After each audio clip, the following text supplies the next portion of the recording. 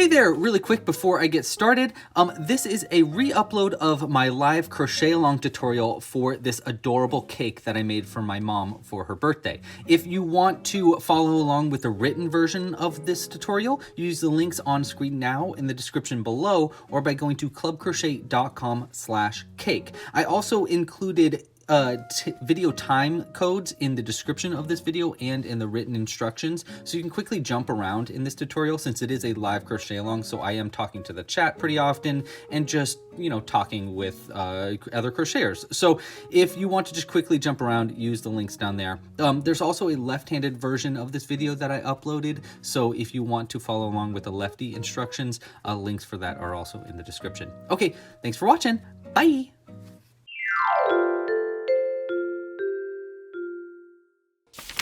Hello everybody, welcome to the stream. I hope you are having a great day. I did the classic Lou, started the stream without cleaning my glasses. I don't know why I always do that, but it seems like something that is a continuous bad habit for me. So maybe it's something I gotta work on. Hey everybody. Yeah, Jimbo didn't want to play, I don't know. He played a little bit in the beginning. Hey everybody, today's live stream, we're going to be crocheting a chocolate cake. See, it's my mom's birthday tomorrow, and her favorite cake is chocolate cake, and so I thought it'd be kind of fun to do a chocolate cake designed pattern on this live stream. So we're going to be actually designing the pattern live today.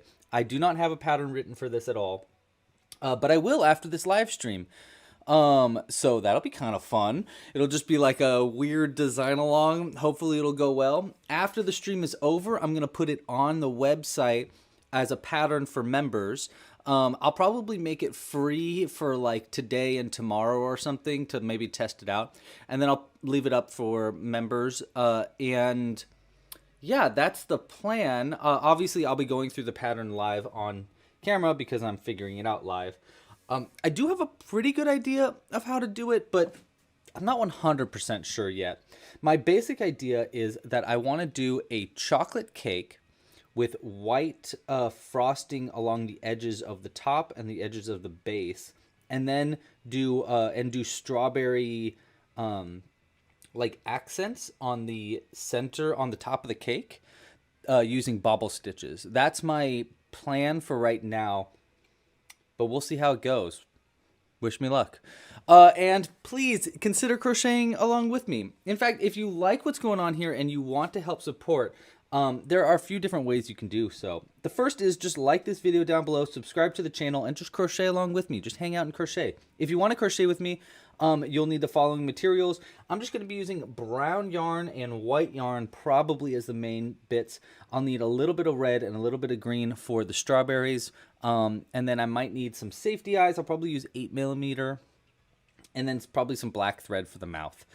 And a crochet hook, of course. We're going to be using a size G 4mm crochet hook. I'm using all the materials from our brand new seasonal crochet kit. I feel like the music, there it is, fixed. This is all from our new seasonal crochet kit. Whoop. Hold on, I gotta close it back up. Sweet Stitches. It's our brand new seasonal crochet kit that has all the materials to make a bunch of different sweet themed patterns like donuts and chocolate covered strawberries and now chocolate cakes and most newly little eclairs. This is a brand new pattern that is available now on the website. You can get it by going to the Sweet Stitches homepage at clubcrochet.com/sweetstitches. Obviously, all these patterns come with the seasonal kit, but they're also all available with a Club Crochet membership if you'd like to. It's a great way to support the channel. It is you get access to my full library of tutorials. I mean, what else is there to say? It's a lot of patterns that you get access to. One of which is actually this little miniature pie pattern, which is out here right now because it is the beginning of our brand new Club Crochet Challenge. That's right, the Club Crochet Challenge is back on, baby. And this challenge's theme is cutie pie. We're making adorable pies. That's the whole challenge. Make cute pies, crochet one, post a picture of it. You can either post it on Instagram with hashtag Club Crochet Challenge, or you can post it on the Discord channel. Or the Discord server, there is a channel in that server called Crochet Challenge that you can post it to. My four favorite cute pies, the 4 cutest pies, are going to go up in a poll, and then you will vote on your favorite of the 4 pies, and then the best pie of them all will get a free seasonal crochet kit for next season's kit, which is going to be titled Spacecrafts. I'm super excited about it. This is actually kind of maybe the first you're hearing about it. I don't know. I have been talking a little bit about it in the streams, so you might have heard of it. But I'm very excited about it, and yeah, it's going to be the really cool kit. I'm really excited. But yeah, if you want to learn more about that, just go to clubcrochet.com/challenge and crochet a little pie and post a picture of it. All the rules are up there, and obviously it's totally free to enter the challenge too. Okay, well, let's throw these pies off to the sides. We got 2 people supporting already. Thank you so much. If you like to support this channel and you want to monetarily outside of memberships, there's of course kits and merch in the store. You can find merch down at the bottom of this video as well. But another way to support, if you'd like to monetarily, is by tipping. You can tip by going to clubcrochet.com/tip, and if you tip, I'll put something out on camera today for you. Now, before I even do that, let me throw all these cute pins. These are all pins available in the shop, by the way. Let me put all these to the side. Before I even put out the awesome the things on screen for the people that have tipped, thank you so much. We'll get to that in just a second. I just want to show some cool fan mail I got. I hope you're in the chat. Tig, are you in the chat? Yes, you are. So I went to my P.O. box. So I have a P.O. box where you can send things to if you'd like to. The address for it is at the bottom of the email notification. So if you get an email notification, the address is at the bottom there. And I went to the mailbox and I realized there was a package in there, and I was like, what? Who sent me a package? Because I didn't even realize that anybody really knew what this address was. And I found this adorable goblin that Tig made for my birthday. Isn't that so cute? It also comes with a little tiny gift. It's so cute. I love it so much. So Tig, if you're in the chat right now, which I think I saw you in the chat a second ago, thank you so much. This absolutely made my day. It was really, really cool to see. And I'm going to throw it into the background of the live streams for today, and I'll probably toss it up back here afterwards. It really meant a lot to me. Thank you so much. It was a really, really nice surprise, and yeah, it just totally made my day, so thank you. There you are, Tig. Yes, yeah, I got the letter. Thank you. It really meant a lot. So we're going to go ahead and throw this adorable goblin in the background. If you guys, Tig, if you have a name for your goblin, let us know what you've named your goblin. And if you want to send me fan mail, you totally can. Like I said, the PO box is in the bottom of the email newsletters. I just never really thought anybody would want to send me anything, but that was really cool. Okay.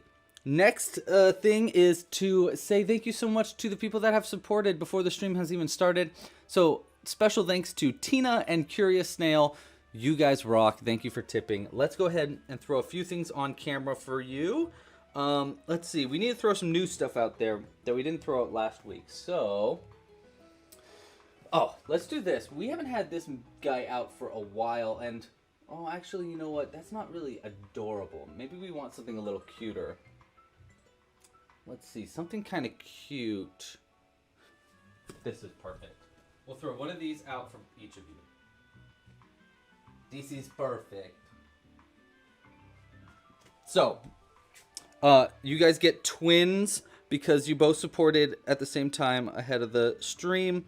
So, to Tina and a Curious Snail, thank you so much for your support. We're going to throw these adorable snowy plovers out on screen for you, and they are actually secretly burbs, so don't you worry about that. I'm going to throw these out in the background. If you'd like to add anything in the background, all you need to do is tip. Go to clubcrochet.com/tip.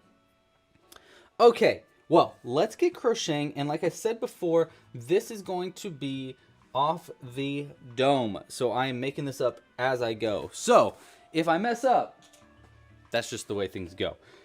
I do have kind of an idea of how I will make a cake, because I have made cakes before, but I've never done a pattern for one. Hey, actually, Cooper, if you're in the chat, or anybody in the chat that wants to help to write this pattern down, that would be super helpful. Not necessary though. If no one can write it down, that's totally okay. I will go ahead and write it down after the live stream, so that while it's fresh in my memory. So I'm going to start with my brown yarn here. Grab that. Actually, you know what? I'm also going to grab ahead of schedule. We need our red yarn, and we need a little bit of our green yarn just before we even get rock and rolling, because I know it's going to come up faster than I think it is for our bobble stitches. So we'll throw those to the side. Throw that white yarn back there. We might need some of this white yarn too, but we'll come grab those a little later. And get back to our brown yarn. And yeah, let's rock and roll. Okay. So I'm going to start with a magic loop method, and I probably won't be going into extreme detail in this pattern, or in this video rather, just because I already have it prepared. You're the best, Cooper. Thank you so much. I probably won't go into extreme detail on this pattern. I will go into detail for certain aspects of this pattern that are a little bit more difficult than others, but a lot of it, Jimbo is going crazy. Hold on.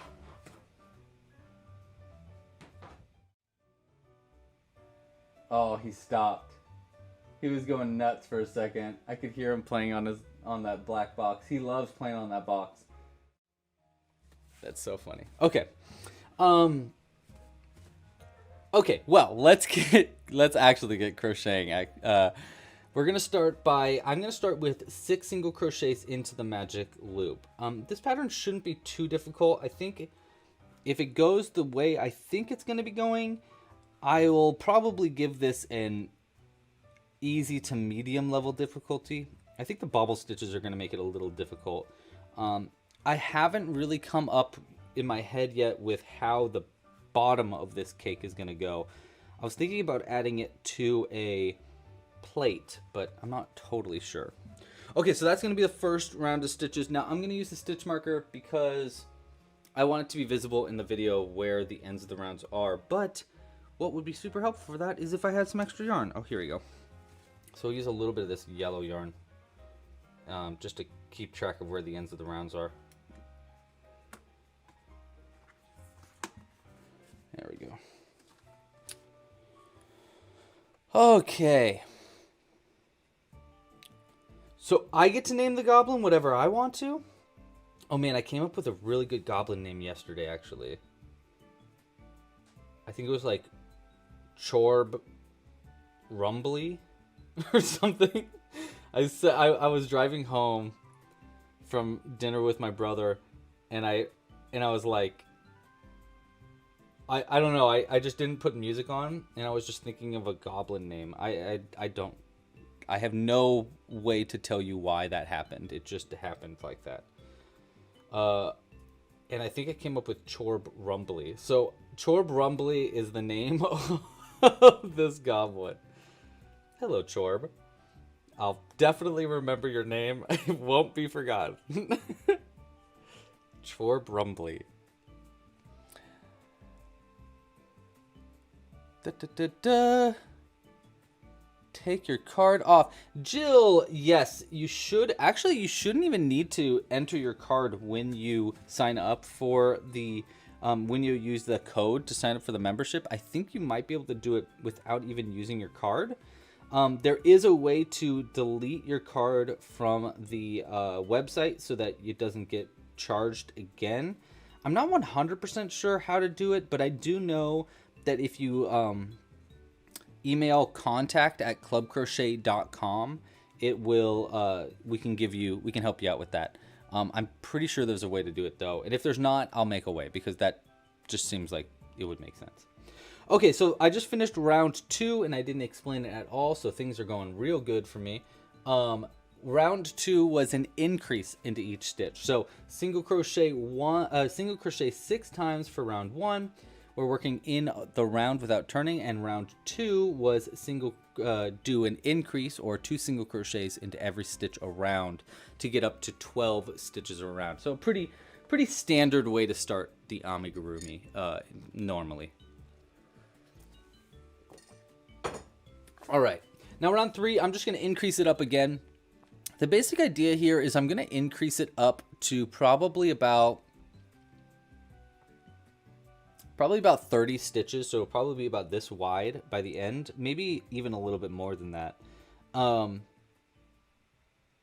Yeah, maybe even a little bit more than 30 stitches, but we're going to be increasing it up to that stitch count that we want it to be. So our next round, we're going to increase up again to 18 stitches around by doing a single crochet into the first stitch and then an increase into the next stitch, repeating that 6 times around to get from 12 stitches to 18 stitches around. Can you tell that I say that quite a lot? This is a very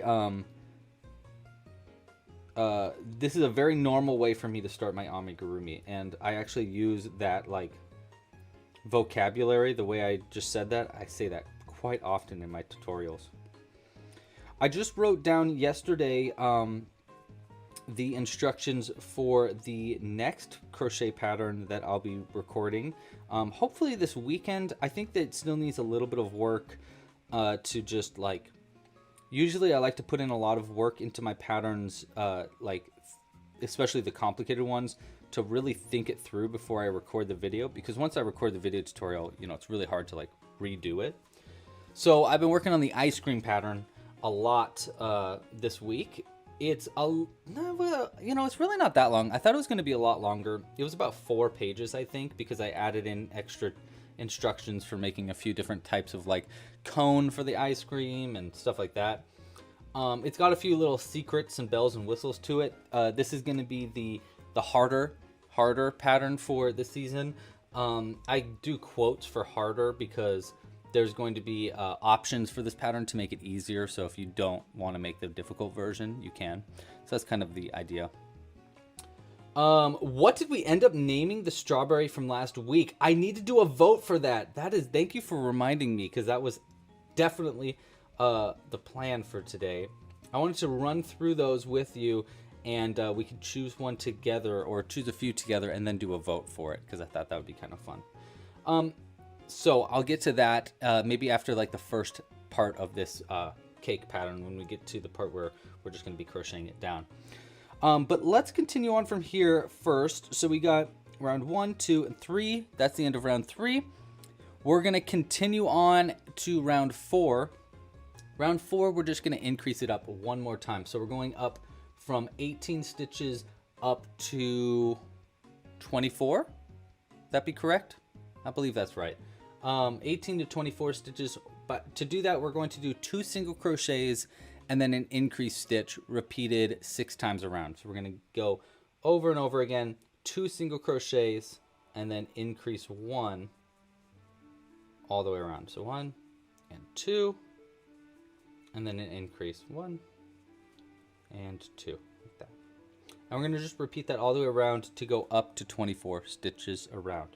Yeah, let's hope that there's no earthquakes in this live stream. If you were around for, well, I kind of mumbled that sentence out. If you were around for the last live stream last week, we had an earthquake in the live stream. It was very spooky. Kind of shook the whole stream up. Haha. No, but seriously, it did. It was a spooky one. Turned out it was only 7 miles away from the house, so that's why it kind of spooked us. Kind of spooked us a little bit. Hey Morgana, how are you? Hope you're having a great day.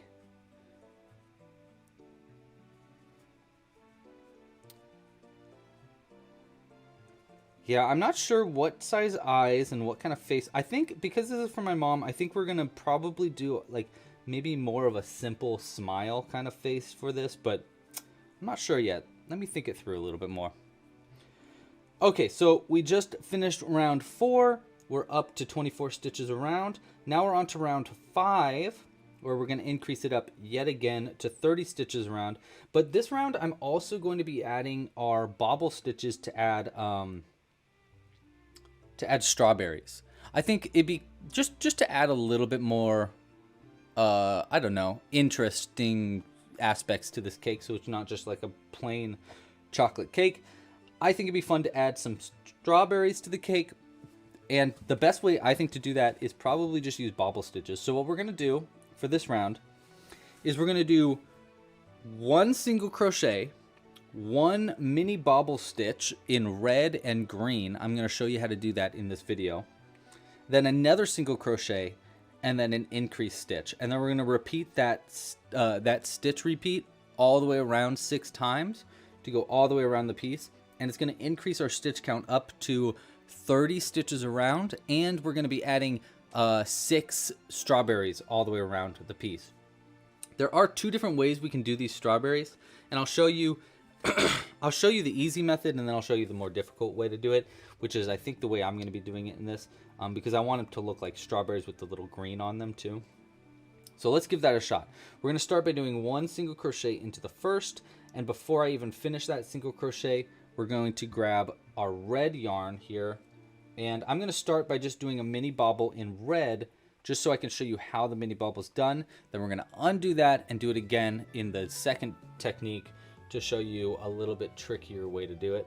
So to make our mini bobble in red, I'm just going to crochet around our red to finish that single crochet up and lock our red into place like that. And then for a mini bobble, hopefully this stays in focus the whole video. I didn't really think about that. We're going to yarn over with red. We're going to go into the next stitch, which is going to be right here. Make sure you go under the tail end attached to the brown yarn as you go through this. Yarn over with red and pull it through the stitch like that. Then yarn over with red again and pull through just 2 loops on the hook, 1 and 2 like that. We'll then repeat that process 2 more times. We're just going to do mini bobbles in this video.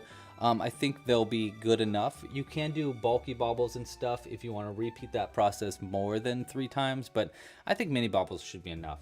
So I'm going to repeat that process 2 more times. We're going to yarn over and then go into the same exact stitch right here. Yarn over again with the red and pull that through, and then yarn over and pull through 2 loops again, 1 and 2 like that. We're going to do that repeat 1 more time to finish up our mini bobble. Yarn over into the same exact stitch, yarn over again with our red, pull it through, then going over the stitch, yarn over and pull through 2, 1 and 2 like that. To finish up a mini bobble, we're going to switch over to our main color, our brown, yarn over and pull through all 4 loops on the hook. You should have 3 red and 1 brown loop like that. And that's going to be our first way to add strawberries, and that'll add just a cute little red strawberry or cherry or whatever you want it to be along the edge of our cake. But I think I want this to look a little bit more like a strawberry, so I'm going to pull this out and we're going to try my second technique for making these strawberries a little bit different. Now, by the way, as I'm going through this, if you want a more detailed tutorial about how to do a bobble stitch, I have a tutorial at clubcrochet.com/bobble, or just BO will get you there. Clubcrochet.com/BO should get you to the tutorial. It's a full-length video tutorial. It shows you a few different ways to do bobbles and how to customize them like how we're doing right now. Okay, so I'm going to be adding green to that bobble to make it look more like a strawberry. So I'm going to grab my green yarn with this, and we're going to hold both the green and the red down, and then finish our single crochet in brown like that, so that the top of the stitch is brown. And now we have both green and red to work with for this mini bobble. So the first part is going to be the exact same as before. We're going to yarn over with red. We're going to hold our 2 other colors, our brown and our green, over the crochet stitch so that we work around these stitches as we go through this process. But we'll yarn over with red, go into the next stitch and yarn over again with red and pull that through the stitch like that. So we have 2 loops of red on our hook. And then we're going to take this green yarn and go under the 2 other colors of yarn like that. Yarn over with green, and then pull that through the 2 loops on the hook. 1 and 2 like that. And then we're just going to repeat that same process. Everything that we just did, we're going to repeat again. Hold on, I need to get that red through a little bit better. We're going to repeat everything that we just did again. Yarn over with our red. Go into the stitch. Yarn over again with red and pull it through so we have 2 loops of red. And then switch over so that green is under the red. Yarn over with green and pull through 2 loops with green. Okay, so there's 1, 2.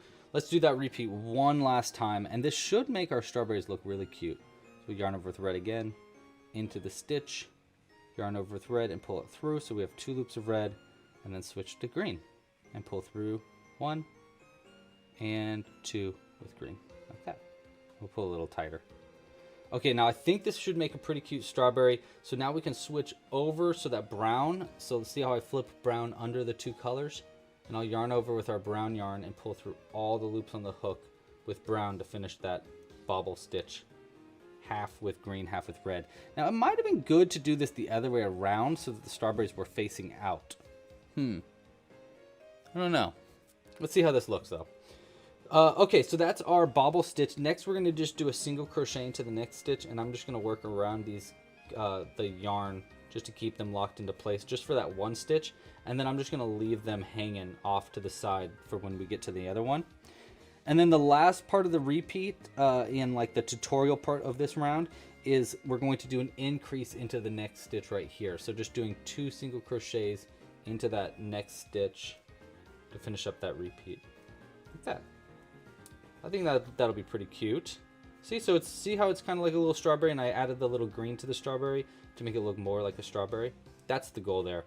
It might even be nice to come back with like a little bit of yellow to like give more detail, but maybe that's a little overkill. Okay, so that's the repeat. Single crochet 1, bobble stitch, single crochet 1, increase. All the way around. We're just going to keep doing that repeat all the way around. Okay, well, before I get back to that, let's drink some coffee because coffee makes the world turn. At least a little quicker than it would without it. Special thanks to Cooper in the chat for posting all the links to everything we're talking about throughout this. He's just a super trooper Cooper. Super duper de-duper appreciated. Thank you, Cooper. You're the best. Okay, well, let's get back to doing that repeat. I'm just going to do one here and then grab my colors here. I'm just going to let them like float on the inside, pull over, and then go through. So that way I don't have to cut them every time. I can just pull them through. Because on the inside here, I don't really care if it's messy, you know? Okay, well, let's do another one of those strawberries. Oops. Just forgot to switch to green. Oh, there goes Jimbo being crazy again.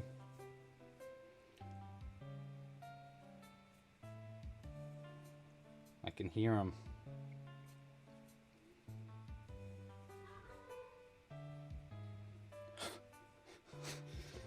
It's so funny hearing him just have a little fight with an invisible mouse or something. All right. Go to the next one. There we go. So there's our second strawberry. That's pretty cute. I think that's pretty cute. I think that's pretty cute. Oh, I almost cut the yarn. We do not want to cut the yarn. Now the problem with cutting the yarn though, or with not cutting the yarn, is we're going to end up with this tangled mess. See how it's just getting like really tangly here? So there's a few different ways we can do this. It might be even too tangled to even do this method. Yeah, it looks like it might just be a little too tangly. We might need to cut the yarn and come back to it. Normally I can just hold the yarn up and it'll unwind itself.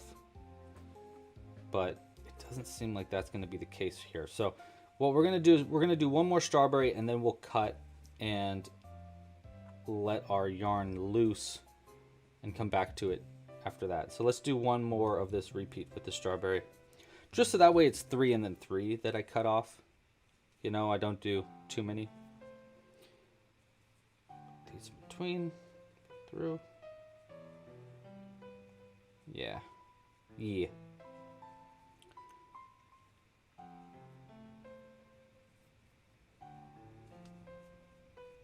Roman! How you doing, Roman? Guess who's back? Back again. Roman's back. Tell a friend. Back to green. Back to red. I used to use this method all the time in my pod people to add like details to arms and stuff. I haven't made a pod person in a long time though. I'm excited. I have plans, a little bit of plans to get back to pod people eventually though. So hopefully I do that soon. And we'll do that with the last single crochet there. Now I'm going to cut the red and green here to just let them loose. And that way I can come back to it and it won't all be tangled back up. Okay.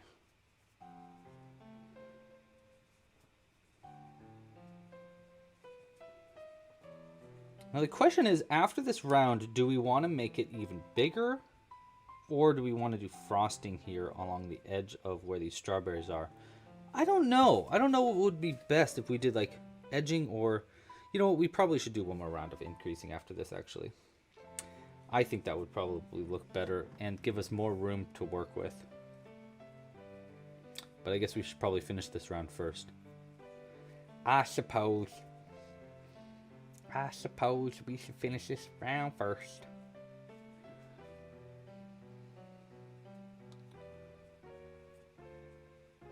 Yeah, I really want to do a tutorial about like, here's how to make your own pod person.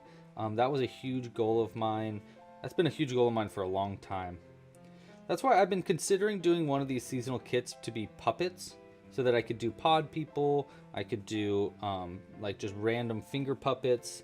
I could do like full-on puppets or little hand puppets, or yeah. I just think it might be a really fun theme, but it might be a little early to do that. I probably need to put a little bit more effort into how I'm going to design those before I like pull that plug, because that could be quite a lot. These strawberries look really cute on the edge, huh? I think that looks really cute. Okay. And I should probably maybe I can make a candle or something for this.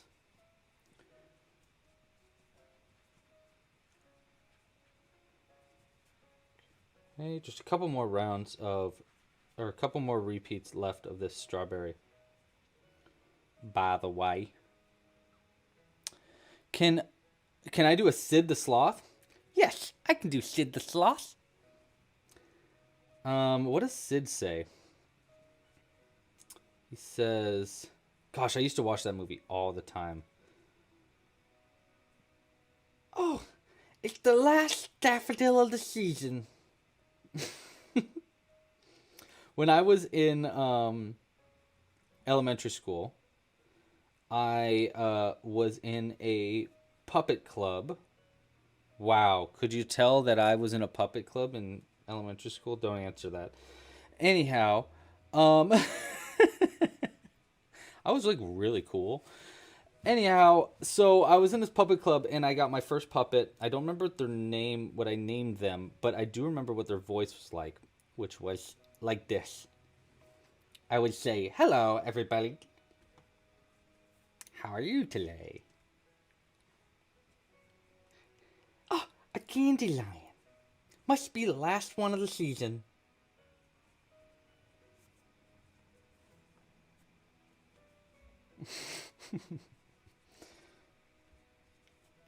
Okay, one more of these fancy pants strawberries, which is good. I think 6 is just enough where I don't want to make any more. They're just a little frustrating. I mean, they're not that bad to make. They're actually kind of fun to make for a little bit. But I think after 6, I'm like, okay, I get it. I don't want to make any more of these strawberries, please.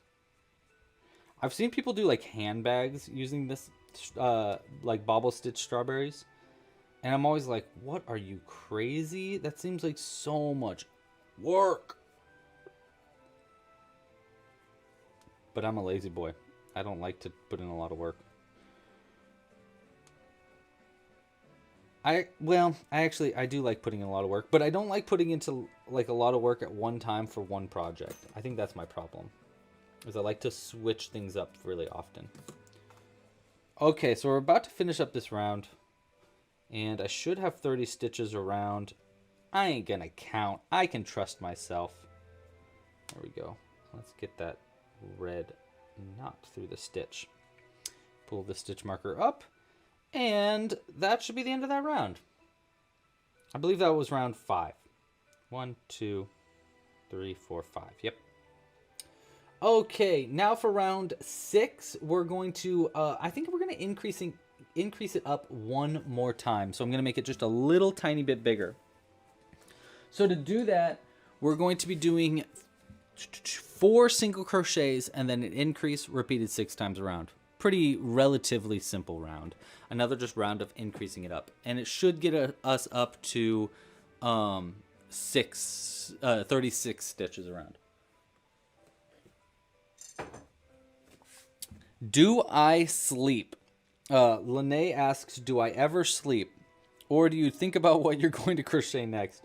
I do sleep. I usually sleep like 8 hours a day, but I sleep at a really weird time. So I'm a huge night owl, big time night owl.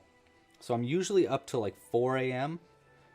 I really like to work from like midnight to 4, and then again from like noon to 4, and then like, so I like to split up my work day into like 2 different spots so that like the end of my day is working. I don't know why. I think the reason I really like it is because no one's awake. Like, not only no one's awake in this room, but I'm on the Pacific Coast. No one's awake in the world. Like, it is, well, that's not true, but you know what I mean. It feels like the whole world is asleep when it's 4 a.m. Pacific Standard Time. And there's something about knowing that like I'm awake when no one else is that makes me so productive. I'm like, no one can distract me. I can do anything. So yeah, I really like doing work at that time. And the big issue with that is what you might imagine. I still need to sleep, and I still sleep 8 hours. So I wake up like at noon. But it works out really well. I'm really productive because of that system. Hey. I know. My mom loves you and all, but I don't think she wants your spit on her yarn, on her cake. Sorry, bud. Back to the cat cam for you. How has your day gone? My day's going great. Like I said, because I woke up not that long ago, it's going great. I got some really nice time of cuddling with the cats this morning, and it was really, really great. We call it double cats when we get both cats at the same time. So I had Jimbo, I was cuddling Jimbo like this, and then I had Phoebe between my legs. It was great. It was so great. Do I crochet as my job full time? I sure do. This is it, and it's all supported by you. So the only reason I can do... Hey, Jimbo. I know, buddy. We just see a flying Jimbo in the cat cam. You're about to see it again. Watch the cat cam. Here, we'll even switch it from. Because we need you to be leaving me alone.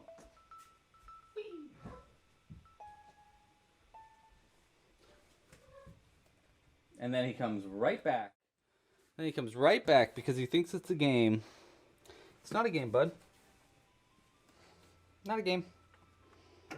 No. That's not food. No, it's not. I know it looks like food, but it's not. Sorry, bud. Yes, it is absolutely a dream job, and it is 100% because of you. Seriously, like this, the only reason I can come out with how much content that I come out with is because people like you support. So, thank you so much to anybody who purchases a kit, who buys a membership, who supports here on the live streams. It's because of you that I can make all the content that I make and crochet every day, and I love it. It's the best job in the world. I am obsessed. So thank you very much. Super appreciated. Now, I will say my job is not 100% crocheting. I wish it was all crocheting, but obviously I have a lot of other parts of the job. There's that's between like taking, like, doing videos, editing videos, shooting pictures, editing PDFs, doing social media stuff, which is probably honestly one of my least favorite parts of doing it. And my favorite part is designing, obviously. That's why I got into this. But there's also like a bunch of, admin stuff. I got to reply to emails when people ask for questions or need help and stuff. There's a lot more work into it than just crocheting, unfortunately, but it is very fun, and I super duper appreciate that I get to do it. All right. Oh, bye, Celia. Thanks for joining. Okay. Michelle, you love the bottle of safety eyes. Oh, the bottle that the safety eyes came in. Would I sell them separately? You actually probably bought one of the last of the bottles of eyes. I would consider selling them separately, but I have to do another order of them to get more in the inventory because I'm basically out now. So yeah, I'd consider it. Michelle, I have like a few myself that I could sell to you, but I don't know. It probably won't be soon that if I do that. So heads up there. Okay, so the next round, I think what we're going to do here. So I want to do a white trim along the edge, but I think it might be better to do that white trim later after we're done with the main part of the cake, because I just think it'll be easier to add and make more sense. So instead, what we're going to do is we're going to start the, like, I don't really know what to call it, the body of the cake. It's not really going to be the body. We're going to make the height of the cake now. I think this is about good enough for the width. I just want it to be a little personal cake for her, just a cute little, birthday cake. So what we're going to do now is we're going to single crochet into every stitch around, but we're going to do something a little tricky. We're not just going to single crochet. Basically what we're going to do is we're going to single crochet working into the back loops only of all the stitches around for this next round. It's not just going to be the back loops only, though. If you can, you don't have to do it this way. It does make it a little bit cleaner of a right angle if you can do the technique I'm about to show you. But if you don't feel comfortable doing that technique, instead just work into these back loops only, just these loops furthest away from you. So, normally we've been working under both loops like that, but in this round we only want to work into this back loop furthest away from you. Now, if you can, though, if you can work not only into this back loop, but also this loop right back here, boop, like that. If you could work under those two loops simultaneously, you'll get a much, much cleaner edge. I'm actually going to take a picture of this. Hopefully that took.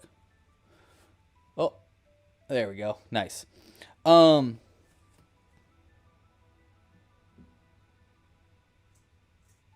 What did I say? Oh, someone said a bad word. Well, I don't know what they said, but whatever. So we're going to be doing a single crochet into every stitch around, and we're going to be trying to work into both of these loops simultaneously to get a really clean edge on the as we build like the body of our cake. Then after that, once we're done with our piece, we're going to start working into these front loops only with white yarn to create like an edge of it. But first we need to obviously do this back loop only.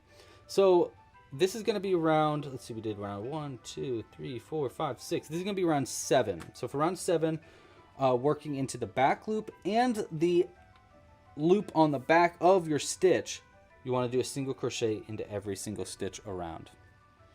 Okay, so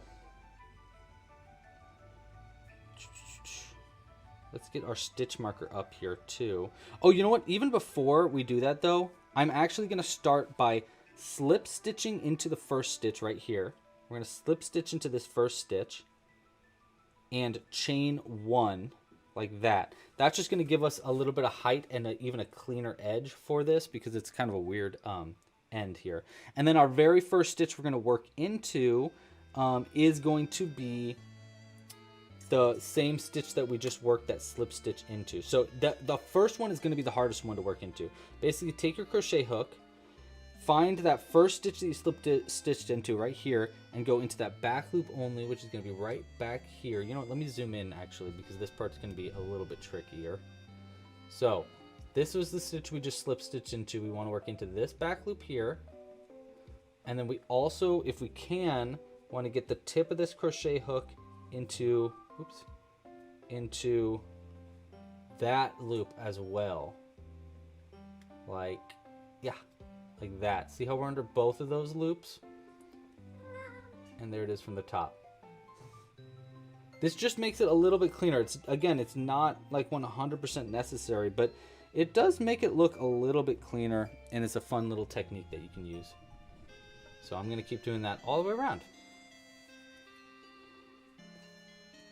So 1, 2, like that, under both of those loops.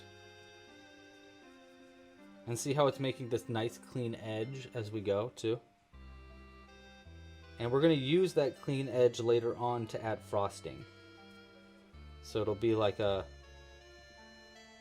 really useful and helpful for us at a later date too. We might actually do the frosting after this round, I don't know. Actually, yeah, maybe we will. Because then we can crochet around the white to like hide the end in too. So you can see how I'm gonna like bend it now and like pinch this so it makes even a nicer edge, but you can see how it really makes a very clean edge to your crochet.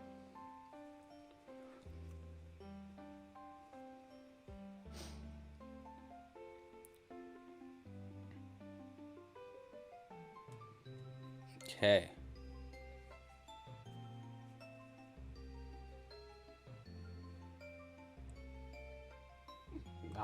I honestly, I'm super glad that I looked away because I don't know what the heck was said. But that's okay. Whatever. I'm just going to keep going. So we're just going to keep crocheting around. There should be 36 stitches around, by the way. For the rest of this piece, I think the plan is going to be to keep it at 36 stitches around. So I don't think I'm going to be doing any increasing or probably not even any decreasing for the rest of this this cake. I think it's going to be at 36 stitches pretty much the whole way. I might do some decreasing at the end to close the cake, but I was actually thinking it might be best to put it on a plate or to keep it open. But I don't know. Back loop and back bar. Yeah, that's a great way to say what the loop on the back of the stitch is. A bar. Yeah, that's good. So we're working into the back loop and the back bar simultaneously. Thanks, Michelle. That was super helpful. Thank you for the vocabulary. I always I always struggle with explaining certain things when it comes to crochet. Even though I've been doing this for so long, there's just there's anatomy of a crochet stitch that I don't know the names for things.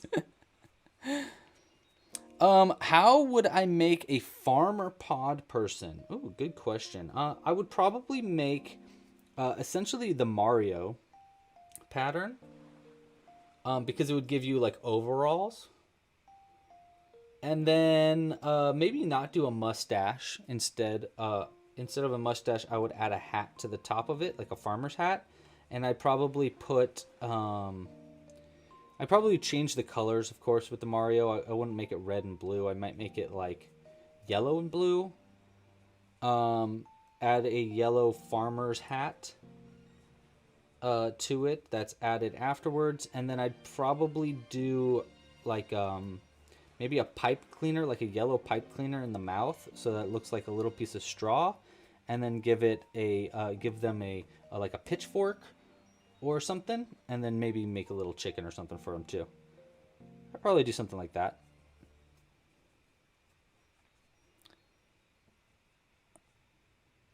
Okay. All right, gotcha. Hey, if you like this video, by the way, and you like what's happening here, please consider liking this video down below and subscribing to the channel. It's a great way to support the channel. It's totally free, and it helps this channel get recommended to more people. So it would be really cool if you could like this video and subscribe. Also, if you really like it, again, please consider becoming a Club Crochet member. It is definitely the best way to support this channel.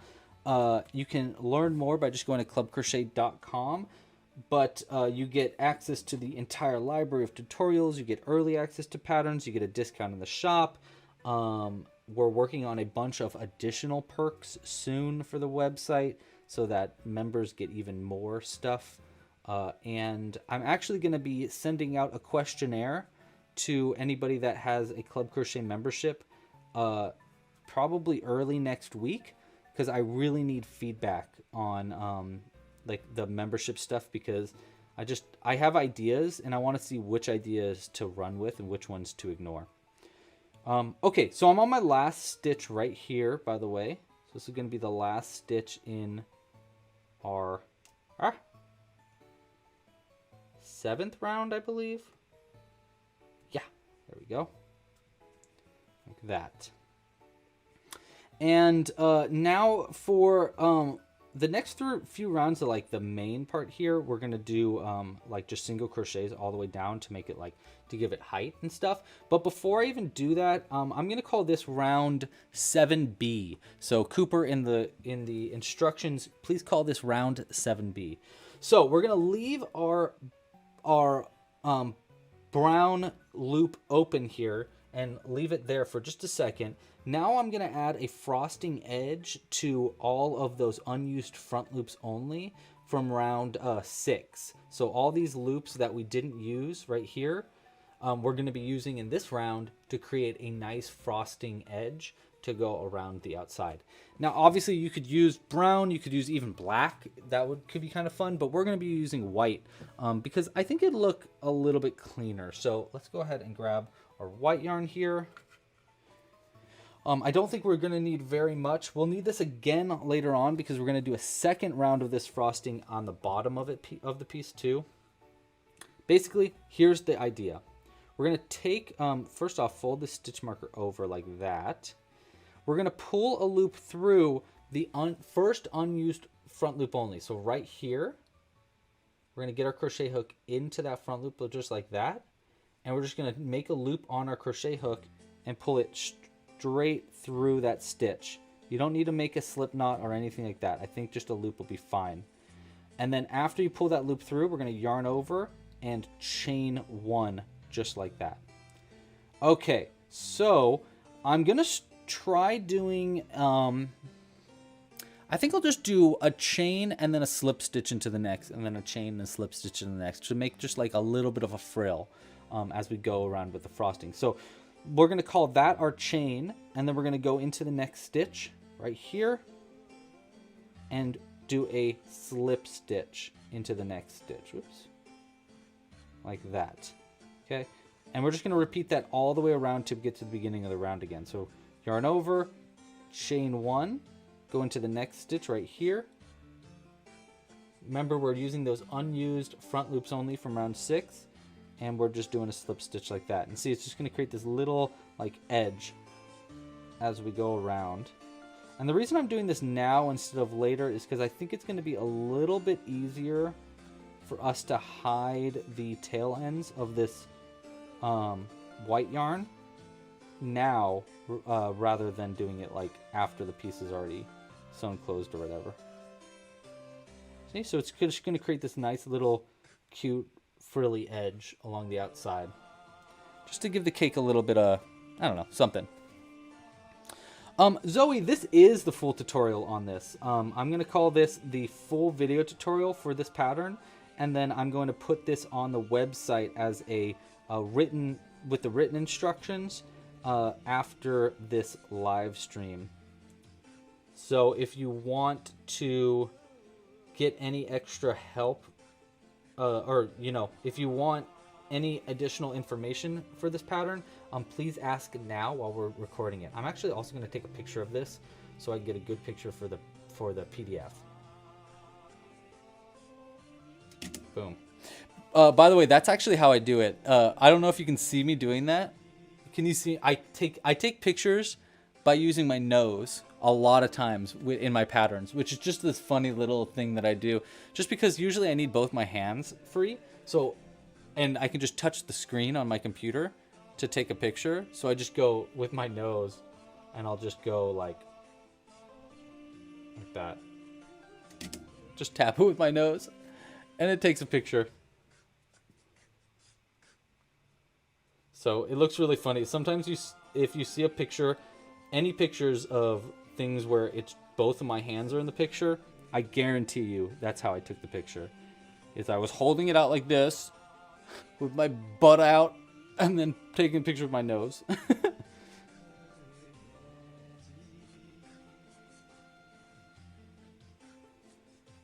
See, so that's pretty good. Make this nice little edge for our cake. Again, this is round, we're calling this round 7B.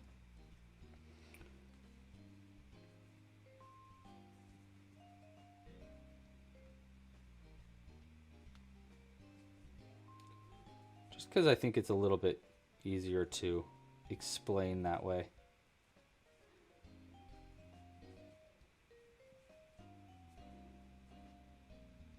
And just a little bit further.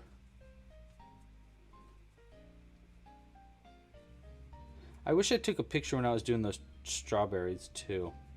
But maybe I can pull the picture from the video itself. I might be able to do that. I don't know though. Okay, and as I do this around, by the way, there should be 36 slip stitches. I think that's exactly what it'll be. Or, right? 36 slip stitches. There'll also be 36 chains. So there'll be like 36 of these frills, basically, all the way around. But it doesn't like terribly matter how many, because you're not going to be working into these stitches anyhow. They're just like decoration. Okay, we're almost done here.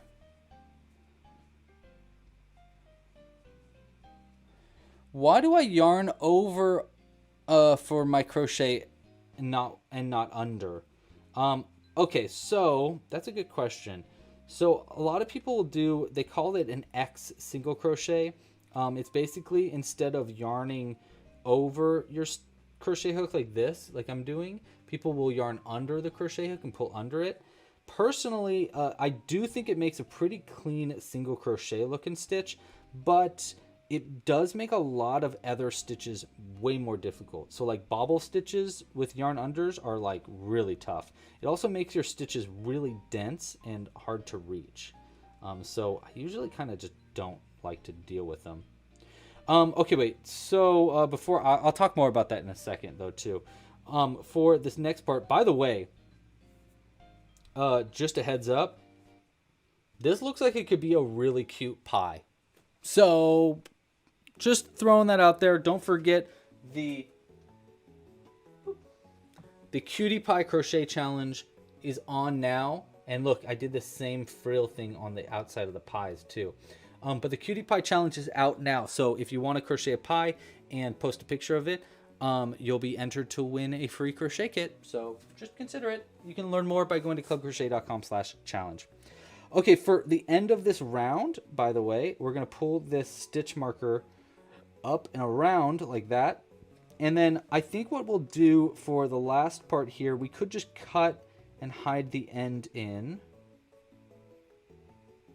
Yeah, we'll just do that. We'll just cut the yarn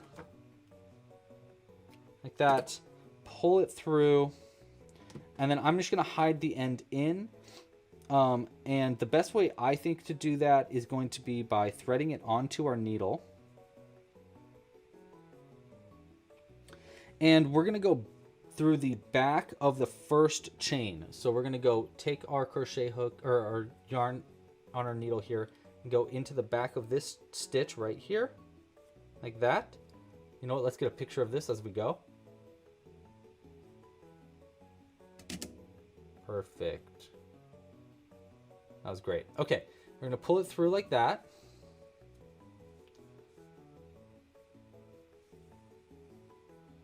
And then we're going to go back through the center of where the stitch is right here.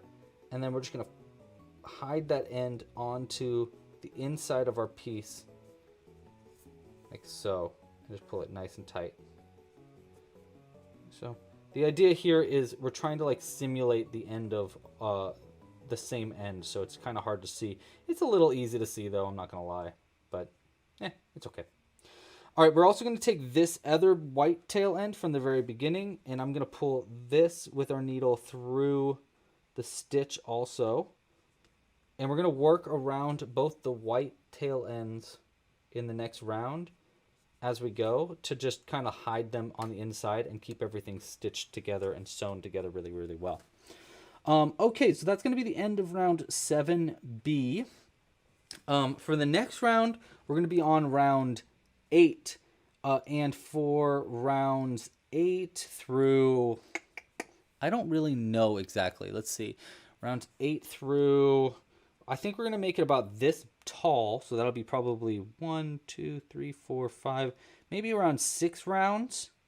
I might change that to 7 or 8. This is gonna just be adding the height to your strawberry. So around 6 rounds. Of just single crochet stitches all the way around, over and over and over again. So we're just going to pull this stitch marker up and get this round started. So this is going to be a long series of just single crochets into every stitch around. Now the first single crochet is kind of hard to see, I think. I believe it's actually right here. Like that is our first one. So it's kind of weird. It kind of got like stuck under, I think. Let's see, is that really the first one? Boom, boom. Yeah, I think that is the first stitch. So yeah, it's right there. Okay, so let's get that first one started, and then I gotta fix the music. The music stopped. I think we finished our playlist. So we'll switch over to probably lo-fi. Hold on, Jimbo. This first stitch is being weird. Okay, is that really the first stitch though? Okay, so now is where we're going to count our stitches. Let's make sure. First off, let's fix the music. Yeah. And we're going to shuffle lo-fi music. That's nice. I don't even know if you can hear it though. Can you hear the music at all? Let me know in the chat. And then also before we get going and count our stitches, Tig, I did not open the gift. Did I open the goblin's present? I didn't. Let's do it on screen. I don't want to ruin the tie, so I'm gonna just fold it over so I can close it later. So this was a gift from Tig for my birthday. Oh my gosh, there's something in here. What is it? Is it a heart? Oh, so cute. Oh my gosh, this looks like it took you a long time. Oh my gosh, Ty, I love that. Thank you so much. I was, you know what I was thinking too? I wonder if they added anything into that gift or not. And I didn't even look. I can't believe I didn't look. Oh, I love that. We're going to put that right here next to your gift. Thank you so much. I love it. Okay, let's see if we can get this back onto our piece without, so we can keep this. I don't think we're going to be able to, huh? Oh well, we'll put the present back over here. I'll fix it later. Thank you, Tig. I love it. Okay, let's count our stitches. That is so cool. That's so cute. All right. 1, 2, 3, 4. I'm counting backwards. 5, 6, 7, 8. We're supposed to have, I think, 36. 9, 10, 11, 12, 13, 14. It's kind of a mess on the inside though, huh? 15, 16, 17, 18, 19, 20. 21, 2, 3, 24, 25, 26, 27, 28, 29, 30, 31, 2, 3, 4, 5, and 6. Okay, so this is actually the first one. So I was wrong. We were about to work into a chain stitch, which would have been not right. I'm glad we counted our stitches though. Okay, so let's try this again now. We're going to go into this stitch here and then do a single crochet. There we go. Oh, one more thing actually before I finish that single crochet. Let's do that again. Single crochet, but working around the tail ends of both of our white stitches. That's our goal there. Just to keep it locked into place. That's just a little something to make sure everything is hidden on the inside and we don't have to stress about it later. 1, 2, I'll just do like 3 single crochets around that white yarn. And we'll clean up the inside here. Let's go ahead and we'll cut this white yarn nice and short. Throw this to the side for stuffing. And we're just going to keep crocheting along. So this is just going to be a few rounds, I don't know, 6 to 8. I am not really sure exactly how many just yet, but I'll know soon, of just single crochets around. We're just building the height to our cake now.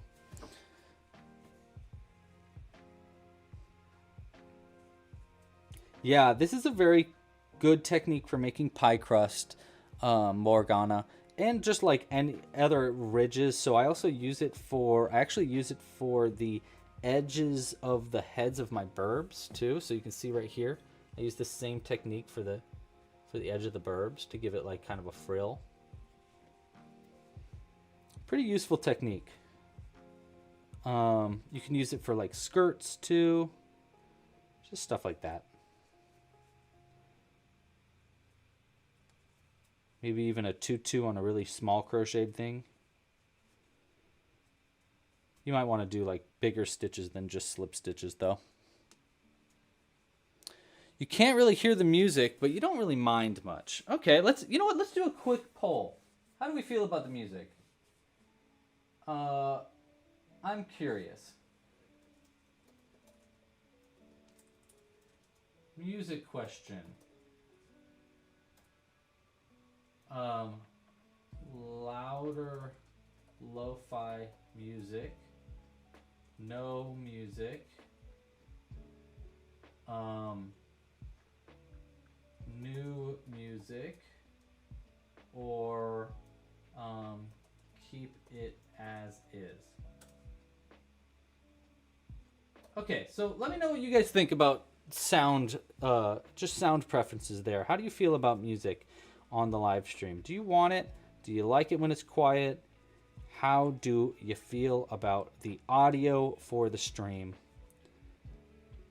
Let me know. There's a poll in the chat now. So you can see how this is going to make the cake like taller and taller and taller. We're also going to do one of these frills at the very bottom of the cake too. So just for reference there. And I think we should probably try to make at least one candle for the top of the cake too. I don't think my mom would like very much me telling how old she is turning. So I'm going to tell you how old I think she's turning, which is 45 years old. My mom is probably 45 years old. Young mom. All right, let's keep crocheting here. Yes, she was, that would make her like 12 when she had me. Yes, that's accurate. All right, I'm going to cut this brown yarn because it's just getting in my way a little bit. So there's our first round of single crochets, by the way. Looks pretty good so far. I like it. We'll probably add a face to it too.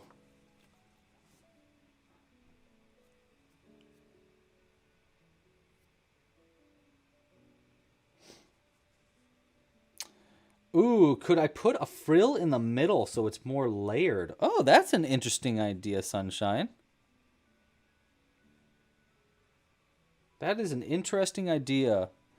How would I make a girl farmer person? Okay, so I would, if I was making a girl farmer person, pretty much everything I said about the original pod person, farmer person is the same, except for I'd add pigtails. That's really all I think I would do to make it look more like feminine. Yeah, I think that's all I'd do is just add pigtails. I think keeping the nose, I mean, you can also maybe like get rid of the nose, but you know, women have noses too. I don't know if you've ever noticed that, but it's true. But yeah, I think pigtails would probably do the trick. Oh, hello, my mom is watching right now. Good answer. Oh, about the age? Yes. Yes, that is how old my mom is. Hey, Mom, they had an idea of doing a second layer to your cake here. Would you want it to be a one layer, like we're doing it right now?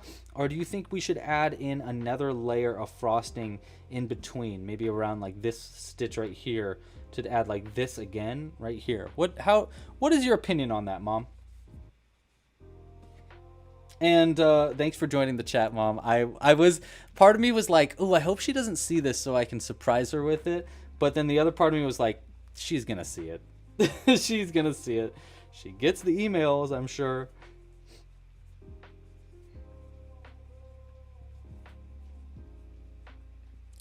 Yeah. Happy birthday, Mom. Happy almost birthday, Mom. It's also just totally coincidentally my aunt's birthday too at the same time. My mom's sister's birthday. What? How? I'll tell you how. You know how. They're twins. Cute idea for the second layer. Okay, so we like the idea of a second layer. All right, we can do a second layer. Let's see. So do we want the second layer here or one higher? I think we want the cake about that tall in total. So we'd want the second layer to be exactly about halfway through, right? And I think this is, because we don't want like a crazy tall cake. So I think we want to do the second layer right now. So good timing. All right, so for our second layer, here's what I would do for a second layer. So if you want to make your cake bigger, by the way, you just keep repeating the single crochet over and over and over. If you want to do a second layer like we're about to, all you need to do is do one of those rounds of single crochets working into the back loops only, which is what we're about to do. So this next round of single crochets, I'm just going to work into the back loops only. Now, technically, we are on round 6. That was 7, 8, 9. So technically, we're on round 10. So I'm going to call this round 10, maybe 10A. We're just going to work into the back loop only and do a single crochet into each stitch around. Basically, we're leaving that front loop only open for another frill. So we're going to do another round of frills after this. So for this full round, we're just going to single crochet into that back loop only, just like this. See? So we're only working those back loops, and it's leaving these front loops open here for us to work with in our next round. Okay, hope that helps. Let me know, by the way, if you have any questions as we get going. Oh, don't forget to do a poll for the strawberry. Thank you for reminding me again. We will do that in a moment. Let's go ahead and finish the main part of our cake first, and then we'll do that that poll. Yeah. What was I saying? I don't remember. You don't really need to add this extra layer, by the way, if you don't want to. You obviously can just do single crochets around, but we have a request. So what are you going to do? Not give the birthday girl what she wants? Come on. Come on.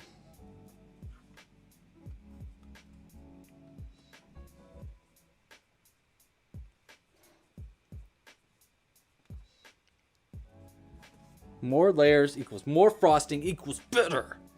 Agreed, Zoe. Agreed. What's your favorite cake, guys? My favorite cake is probably funfetti. I actually really, really like funfetti cake. It tastes good. It's fun. It's got fun in the name.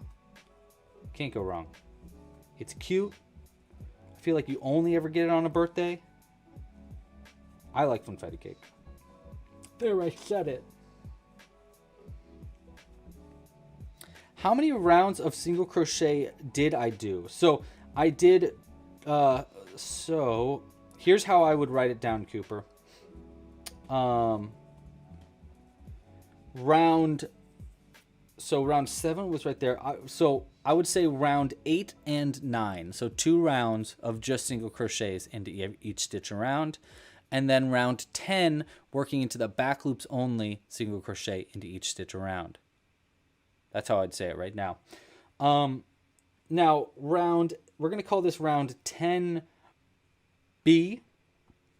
We're going to be doing what we did for this top part. We're going to do another round of frills, working into these unused front loops only from our previous round. So, I think I need more white yarn. I don't think I have enough. So, let me grab, is it time for a whole new ball of white yarn, though? I think it might be. Let me grab a new ball of white yarn, which is a treat. A treat?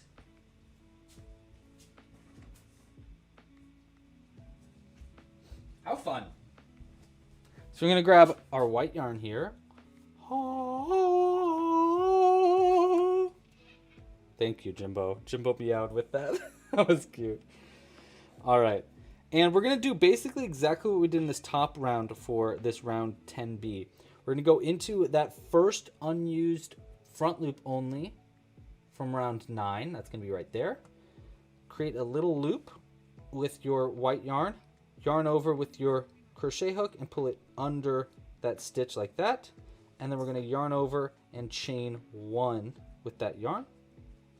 And then I'm just going to keep doing the same thing that I did in this round. So I'm going to do chain 1, which we just did, and then slip stitch 1 into the next stitch like that, and just going to repeat that all the way around. So chain 1 and then slip stitch 1 into that unused front loop only, and we'll just keep doing that all the way.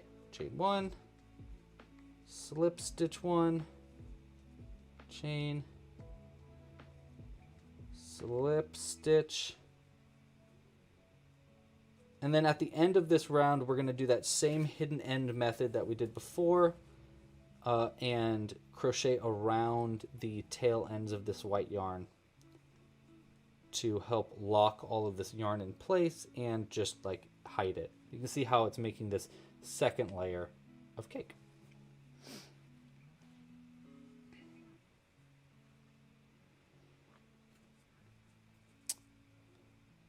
Your grandma's homemade white cake and chocolate cake mixed together. It doesn't even need frosting. It's so moist. That is Lene's favorite cake. I like that. That's cute. I love that. Zoe's favorite cake is also funfetti, and also a big fat chocolate mud cake. I could totally have guessed that your favorite cake was also funfetti, Zoe. You seem like a funfetti kind of person. A curved needle is pretty much simply for ease of use. Yes, that is absolutely true. Oop.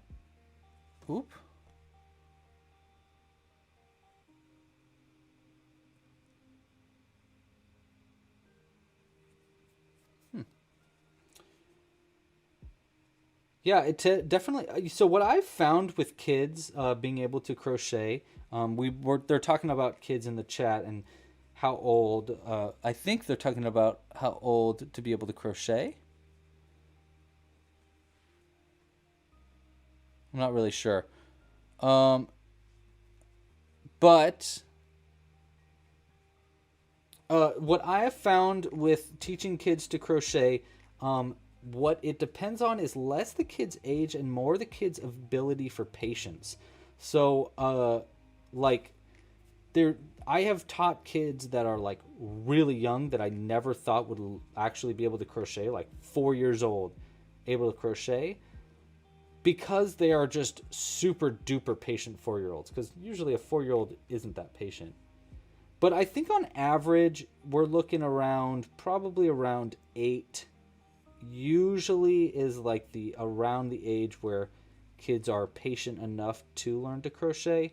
But yeah, when it comes down to it, learning how to crochet is all about patience.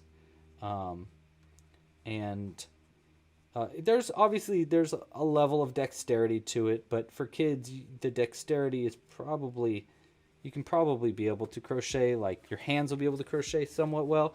It's just sitting down for a long period of time and learning a new thing can be more difficult for kids, I've noticed. So I noticed that this yarn had like some weird threads in it, so I'm kind of just hiding those on the inside right now, if you're wondering what I was doing there. Okay. Almost done with this round of just single crochets. By the way, how did that poll go? Keep it as is. Okay, I love it. Let's do that then. We'll keep the music as is.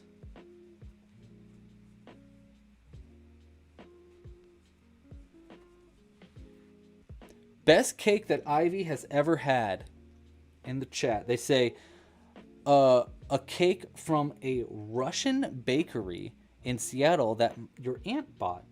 It was a Nutella cake with crushed hazelnuts in the frosting, layer of meringue in between the cake layers. Ooh, that does sound really good. That sounds really good. One of the best cakes I've ever had is a princess cake. I think that's what they're called. We had it for my friend Maddie's birthday once, and I was like, oh my god, this cake is so good.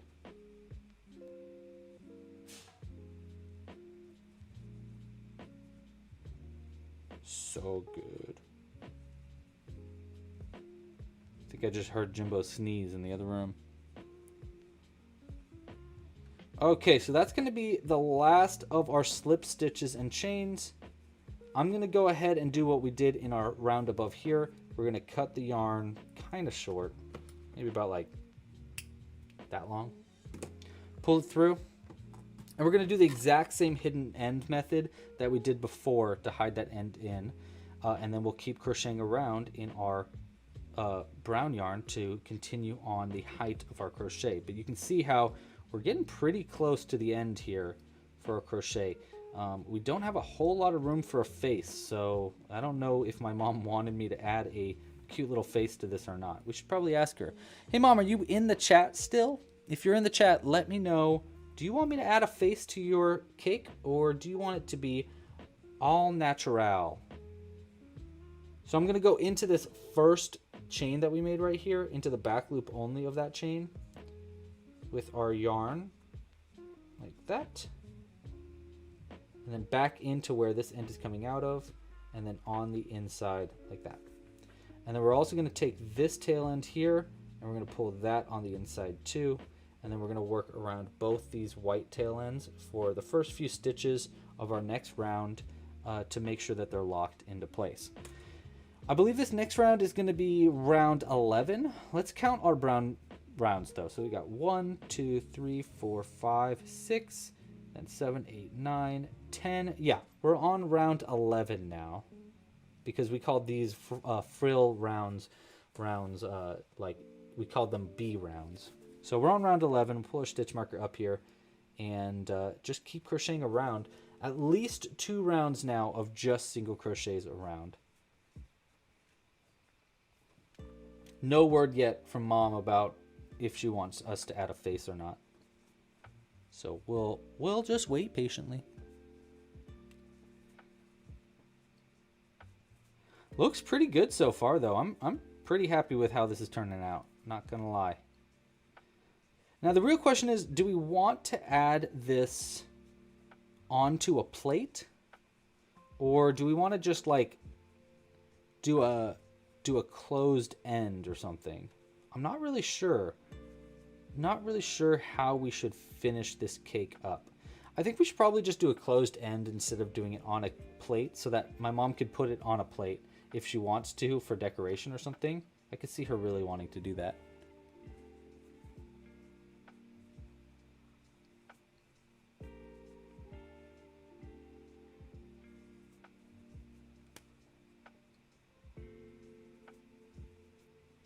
Oh, thank you. Stylin' Leather is looking out for the video.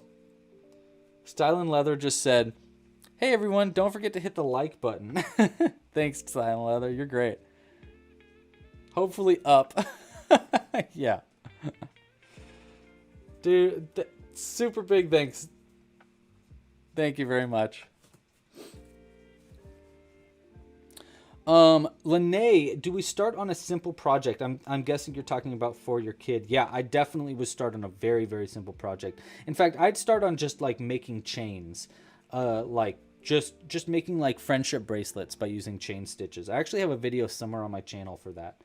If you want just like a quick little tutorial to use. You don't really need one though. I'm sure you know how to do chain stitches. Look at that. That looks pretty great. Let's get a little more coffee in us.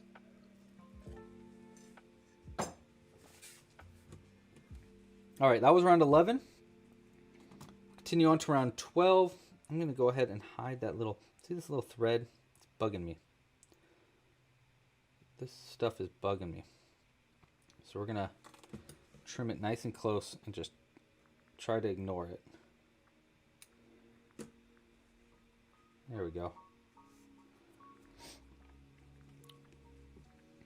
Yeah, and then maybe when, after they've like gotten comfortable with, oopsies, I totally forgot to work around these tail ends as we went. So I'm going to work around the tail ends on this next round instead. Just because I totally forgot to. It doesn't really matter where you work around them. Just make sure to work around them for a few stitches eventually. Just so that they don't like come undone on the inside. Okay, so we're doing another round here. This is going to be round 12. All just single crochets all the way around.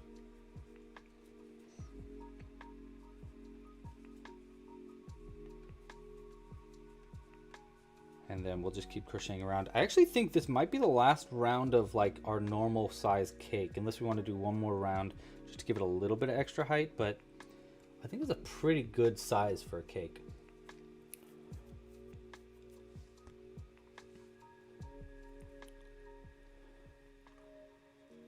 Ooh, we do want a plate. Other people want a plate. Okay, what if we do a sewn closed bottom on this cake, and then we do a secondary plate for the cake?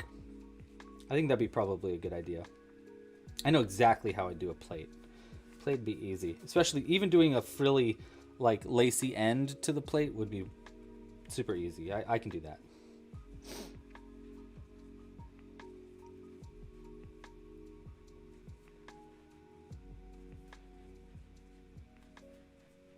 Okay, just about done with this round.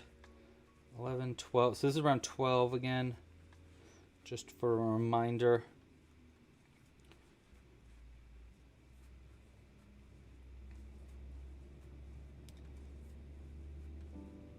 Okay.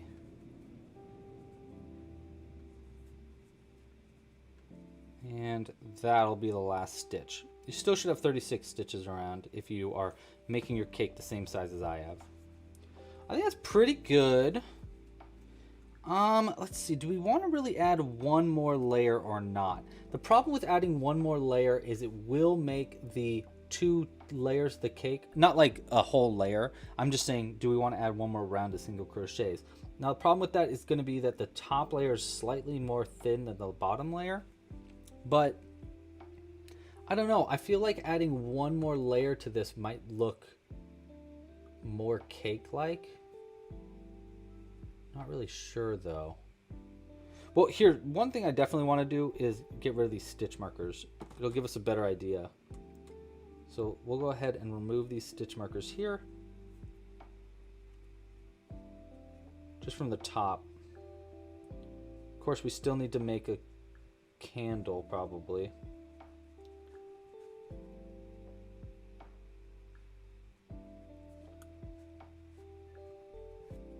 Okay.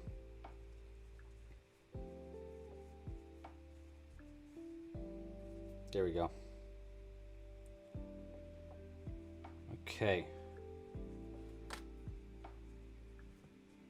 That looks pretty great. I don't even know if we need another layer or not. Can't decide. Let's do one more layer. Let's do one more layer. Give it just a slight amount more height. I have decided. We're doing one more layer. Okay, we're not doing a whole layer. We're just doing one more round of single crochet. So this is going to be round 13. Just one last round of all single crochets around in our brown yarn. Now I have a few different ideas on how we can close it up. The first idea I had was to create basically the same top and then sew it onto the bottom to close it. But that's going to be like a whole thing, you know? Like that's just going to be like a whole process of sewing and crocheting and all this other fun stuff that I just don't want to deal with. So what we're going to do instead is I'm going to decrease it down after this round and just close it up with decreases, and then we'll just stuff it to sew it closed. And because my mom has not mentioned in the chat about doing a face or not, I guess we're going to do faceless. I guess we'll keep it without a face. I don't know. Ooh, Style and Leather. I want to see that. Style and Leather said that they put some of the of their micro crochet. Oopsies. There you go. Chormbly? Was that was the name?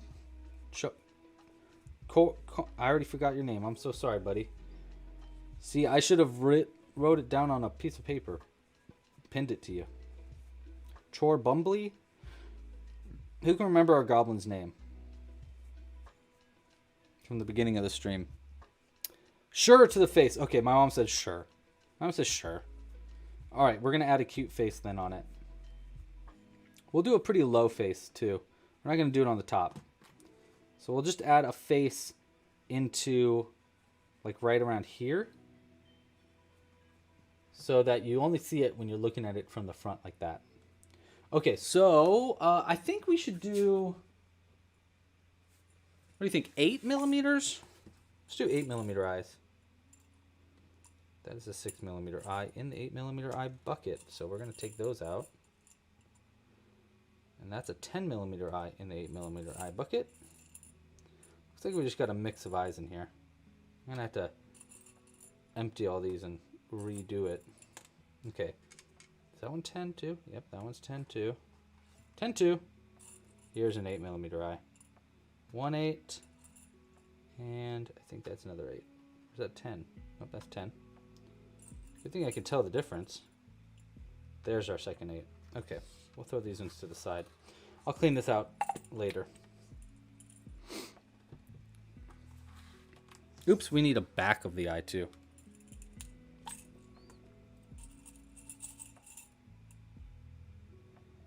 Yeah, we're definitely going to be doing that, Sunshine. We're going to be working into the back loops only for the next round. Also because we're going to be adding another round of these frills. But before we even do that, let's add our face. So I'm just going to add my face onto the front of our cake on the opposite side of where the end is. So right around here somewhere. Maybe so that these two strawberries are like evenly placed so that they're kind of like in line with the strawberries. So like maybe one stitch here, one eye here, and one eye. Let's see, if we do the smile, we'd go 1, 2, do. And next eye right here, maybe. That might be a little close for the eyes. Let's do a little out more. Like that, maybe. Actually, maybe even one more out, like right here. That's good. And then we'll of course we'll add little cute cheeks and stuff like that, but I think that's pretty good. It's a little low for the face, but I think it'll be funny, you know. Yeah, it'll be a cute spot for the face so that like they're watching the party happen. So we need just some black thread. I'm actually running out of black thread. So let's use black yarn split in half. Make it a little easier for us. So grab the black yarn. We'll just need a little bit of this black yarn to make our own thread. And then I'm just gonna pull it apart. See, it splits into 4 different sections, which each have their own split, because this is our Club Crochet Amigurumi yarn, which has like multiplied threads. But we only need one of these. So we'll grab that one.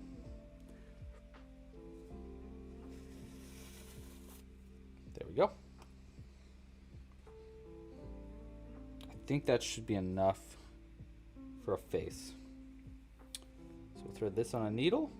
If we want to use double thread, we can too, if we want it to be a little bit thicker. All right. So face, we're going to go here. We're just going to do a simple smile for this cake just to make it easy. 1, 2.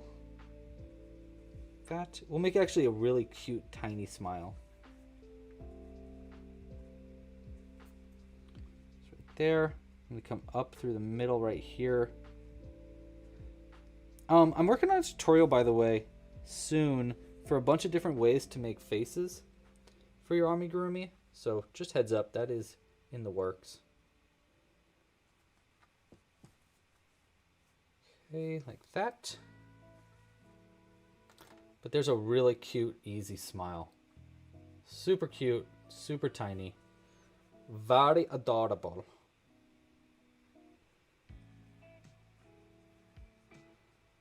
And double knot this. 1 and 2. How's that look? Perfect. That looks perfect even. Okay. Got that. Next, we want to lock these eyes into place. Nice and easy.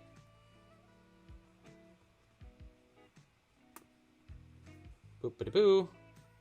Look good? Looks good to me. And then last, I'm going to add little red cheeks to give it a little bit more detail. And to make it work with the strawberries on the top. Red's also one of my mom's favorite colors. I think I'm pretty sure it is her favorite color, but I don't want to be a goof and say, "Yeah, it's red." I'm like 89% sure that red is her favorite color. I'm gonna go right here. So I'm just adding little cute cheeks on the sides of the eyes, like that. Just to give it a little bit of a, I don't know, more kawaii, cute look. Like that.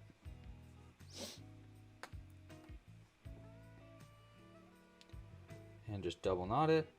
We don't need to double knot it very tight on the inside. That's probably fine.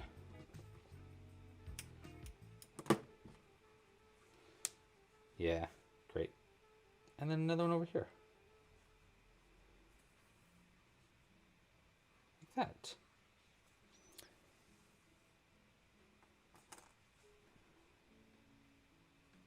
You know, if you don't have enough brown left over from the eclair to make a chocolate cake from the kit, I mean, Jill, you might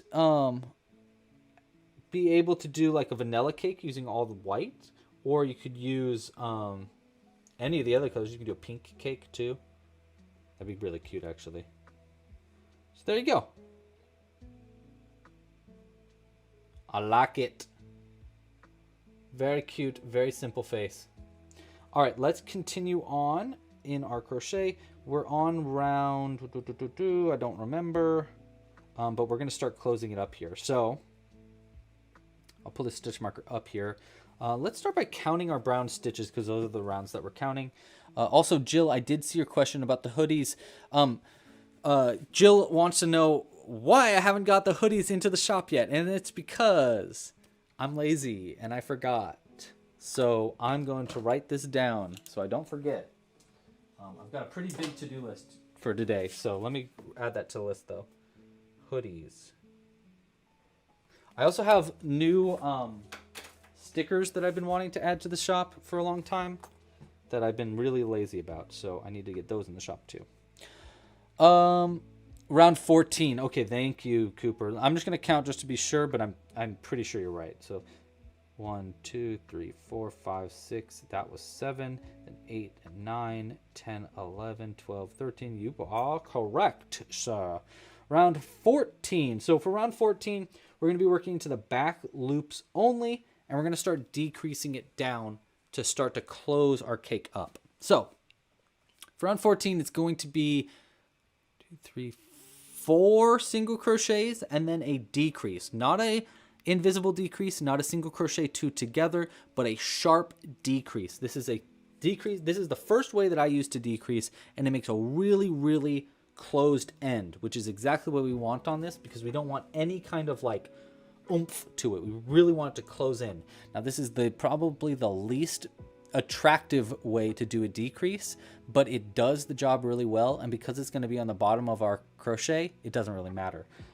So we're working into the back loops only. We're going to do 1, 2, 3, 4 single crochets and then 1 sharp decrease, and I'll show you how to do that sharp decrease when we get there. So let's get it started. We're going to do 1, 2, 3, and 4, and then our sharp decrease. For a sharp decrease, I'll zoom in just for it to make it a little bit easier for you.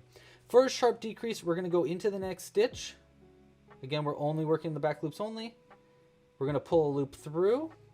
Then we're going to go into the next stitch right here, pull a second loop through, and then pull that second loop through the 2 loops on the hook like this. 1 and 2 like that. It's kind of like a slip stitch 2 together. And then we'll just repeat that process of 4 single crochets, 1 sharp decrease all the way around. So 4 single crochets, 1, 2, 3, 4, and then a sharp decrease.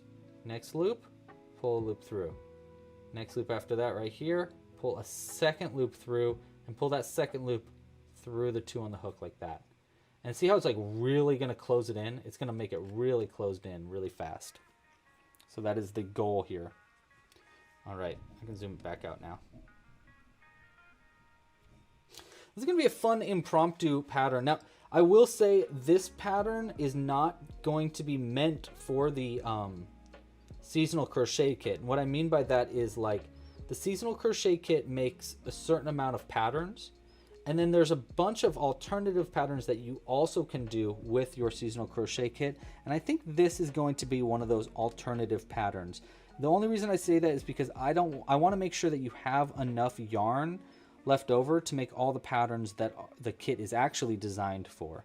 So just in case, you know, it's why I call it the alternative patterns rather than like this pattern is meant for the crochet kit. I do think this would be a really fun pattern to make with your crochet kit, and you probably have enough materials to make it on top of everything else, but just to be safe, I think I'll label this as an alternative pattern instead. There's a lot of alternative patterns for this kit though. Like, I think this kit has the most alternative patterns so far. I think there's over like 40 different patterns outside of the initial crochet patterns that you can also make on top of it. So kind of cool. Okay, so after this, at the end of this round, which we just finished up, you should have 30 stitches around. So there should be 30 stitches around now if you'd like to count your stitches. Okay, now before I start round 15, we're going to do round 14B, which is going to be adding one more layer of frill along the edge here for the bottom of our cake. So just another layer of this frill. We're going to do it the same way that we've been doing it for the last 2 things, which is going to be grabbing our white yarn, making a loop, pulling that loop through the unused front loop only from round 13, which is going to be right here, and pulling that loop through that stitch, and then making a chain like that. And then we're just going to do a chain 1, which we just did, and then slip stitch 1 into the next stitch like that. And we're just going to do that all the way around. So chain 1, that, and slip stitch. And we'll just keep repeating that all the way around. Yeah, I need to get way better at stickers. It is a big goal of mine next year to do stickers. I want to do a sheet of stickers from all the seasonal crochet kit designs. So, you know, like the little like octopus in like all those pin designs that I did. Like this. This is one of our pin designs. I think it'd be really nice to do that as a sticker too. So I just think it'd be a fun thing to do. Yes, we're going to vote for the punk strawberry after I finish the cake, just because I'm going to do a plate while we're voting for that. So after we're done with this cake, I'll start crocheting, or we'll choose the names for the punk rock strawberry, and then I'll start crocheting the plate. And as I'm crocheting the plate, we'll vote for the name of our strawberry. That's the goal there, Jill. Thanks for asking, though. Yeah, I totally agree with that, Tig. I love the look of micro crochet. I think it's the coolest look ever, but it is so difficult. I can't do it like all the time.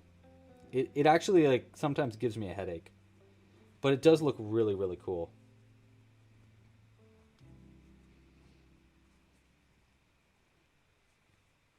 Okay, just a few more stitches here. And there still should be 36 stitches around as you do your frills here. I mean, technically there's 36 chains and 36 slip stitches, but I'm just going to call it 36 in general.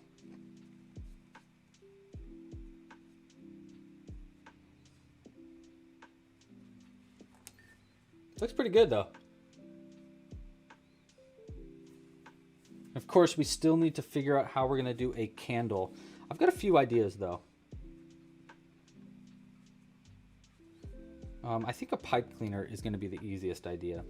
Like doing you know how like sometimes I'll do a yarn wrapped pipe cleaner. I think that's what we're going to try doing.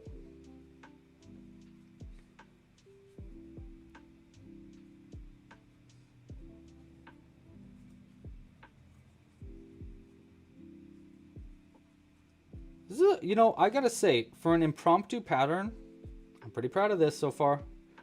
This is pretty cool.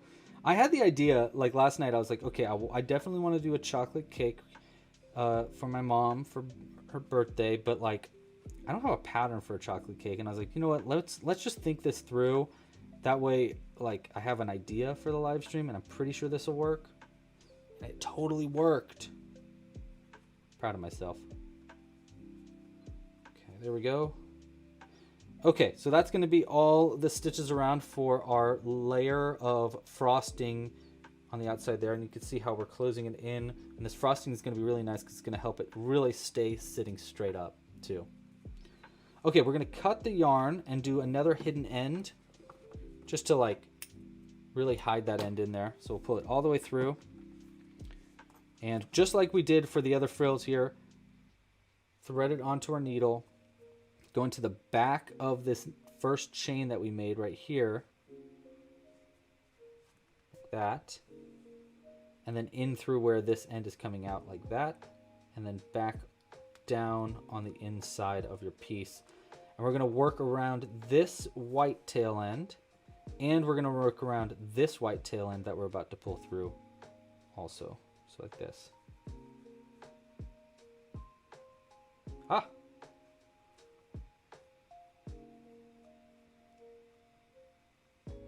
There we go. No, a little bit more. Nice. Pull that through.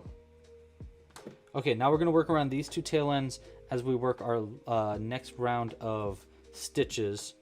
I believe round 14 was the decreasing, right? So round 14B was the frill. So now we're on round 15 For round 15, we're going to do 3 single crochets and then an invisible decrease repeated 6 times around.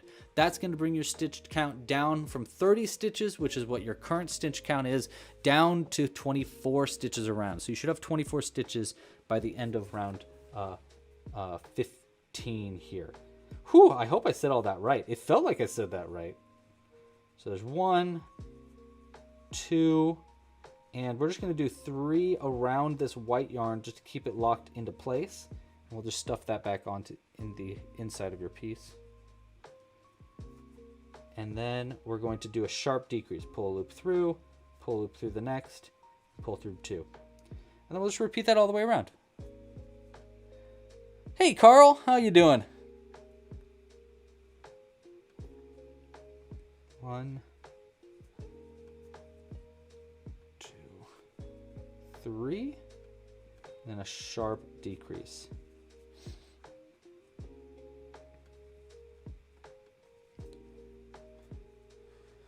Jill said that you made 14 of the mini hearts for Valentine's Day and made them into keychains and gave them out to your coworkers, and they all loved them. Oh, thank you so much.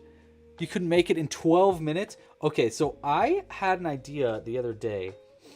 I was being a super nerd, and I was watching a speed run of Super Mario 64 because I don't know why. It came up on my YouTube algorithm, and I was like, sure, why not? We'll watch a speed run right now. And then I thought, oh my gosh, what if I had like speed running records for my crochet patterns? That would be so funny, like a speed running crochet record. And then like if you want to enter to like get a speed running record, you have to like record yourself with like a clock in the background on time lapse or something, so like you could prove your speed running. I don't know, I was thinking about it the other day. I was like, that would be kind of fun. It'd be silly. Maybe that's like a what's it called, like an April Fool's kind of, like, you know, like Reddit and stuff will do like an April Fool's joke, but it's not really a joke. It's just like a new thing they've added to their website that's just kind of cool, and they use like April Fool's Day as the like reason to do it. That might be a kind of fun thing to do for April Fool's.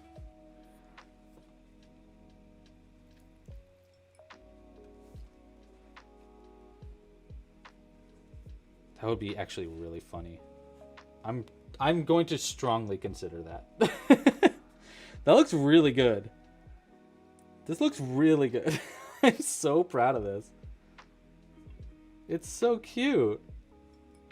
I might have to make another one of these so I can keep one for myself. Okay, so that's the end of that round, by the way. I am on round 16 now, I believe. Correct me if I'm wrong, but I think I'm on round 16. And for round 16, I'm going to be doing 2 single crochets and then an invisible decrease, repeated 6 times around. That's going to bring us down from 24 to 18 stitches around. See you later, Tig. Thank you so much for the gift. Really super duper appreciated. Totally made my week. Like, seriously, that was really, really cool. And thanks for joining. Yeah, I'll see you next week. Next week, by the way, if you want to join, next week is going to be, let me look on my calendar, which you can actually find the calendar on the homepage of the website, by the way. If you scroll all the way to the bottom, it should show the calendar of live streams coming up. The next live stream is going to be next Friday, same time, same place. I have it listed as a free-for-all, so I don't know what I'm going to be crocheting next week. I think it might be a fun day just to, like, I don't know, do something weird. Okay, so for this round, again, we're doing 2 single crochets, 1, 2, and then a sharp decrease like that. 1 and 2 with a sharp decrease.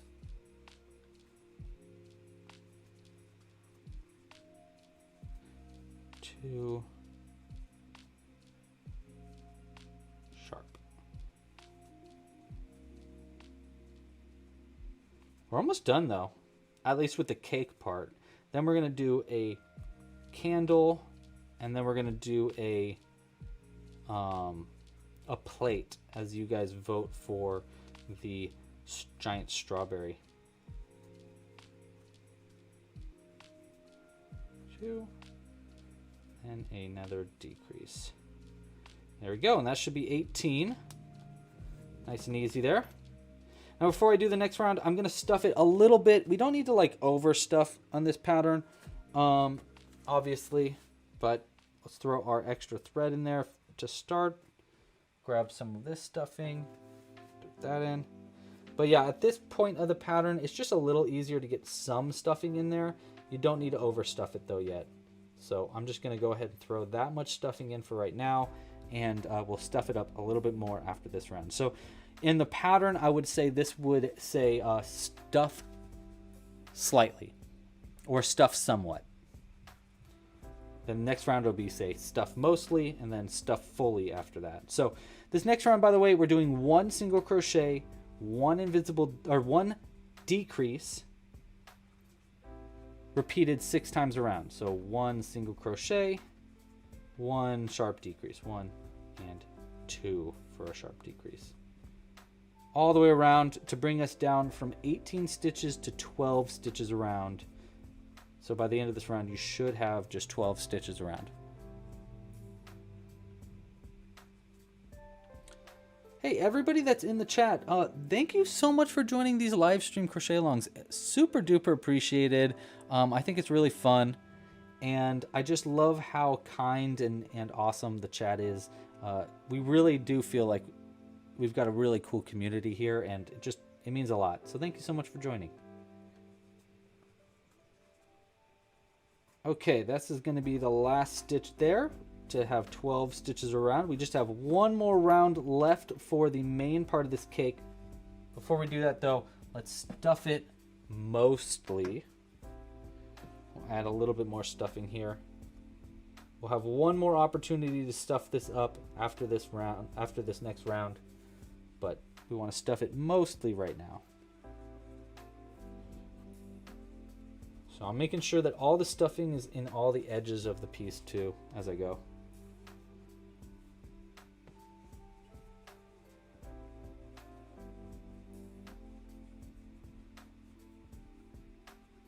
It's pretty good. That's great. I'll save this actually. I think that's enough stuffing for right now. We'll do our last bit of stuffing after this last round. Okay, so for our very last round for the cake, we're just going to decrease. That's it. We're just going to decrease 6 times, 6 decreases all the way around to bring your stitch count down from 12 to 6. So sharp decreases all the way around. 1, 2, and 3,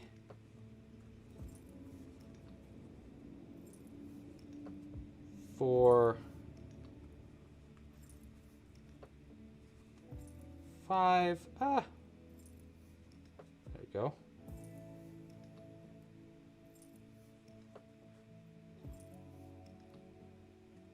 That one didn't really want to do it right, but then whatever. 6, last one. Okay. Cut the yarn. We do not need a very long end. This is just going to be for sewing it all the way closed, and then we're just going to pull it all the way through like that.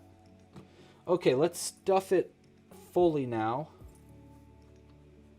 Just throw in any extra stuffing that we might want on the inside. A little bit more maybe.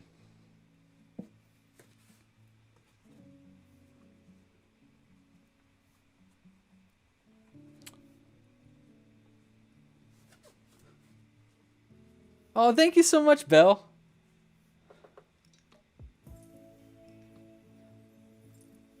Huh? Oh, Swifty, this is a, hi. Oh, you're new. Welcome to the chat, Swifty. We're making a cake for my mom's birthday. Her birthday is tomorrow. So I thought it'd be fun to make her a cake on the live stream. I actually think I want even just a little bit more stuffing. Just a little bit more.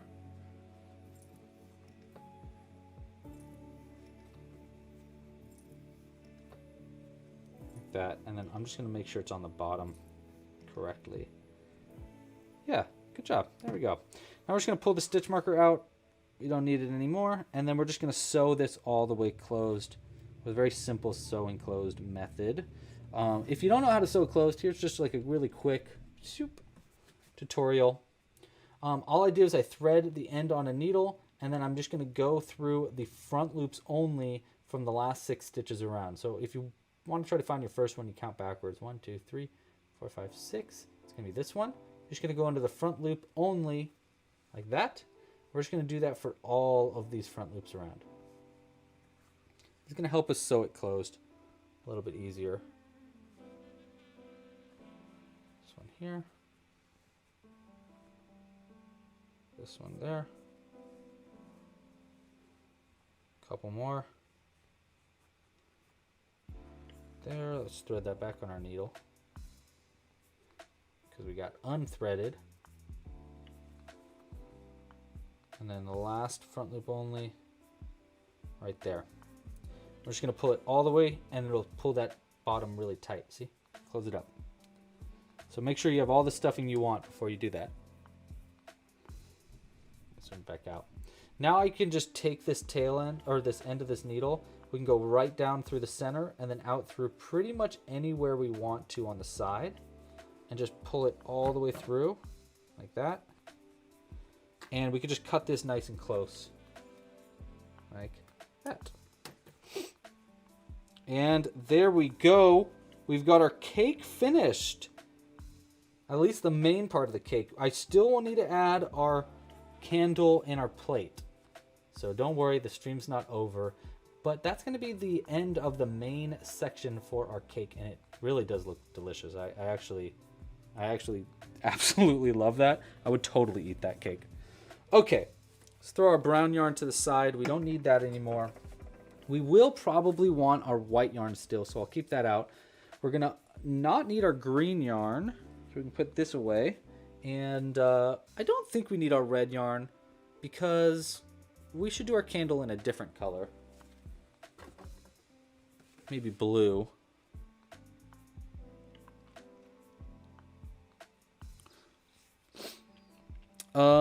Okay. Yeah, it's a nice little cake. Just a little cake. Okay, so next up, let's look at the names. That's what we need to do. First off, let's end the poll that we had going on about the music. Looks like new music, no, keep it the same was what the vote was.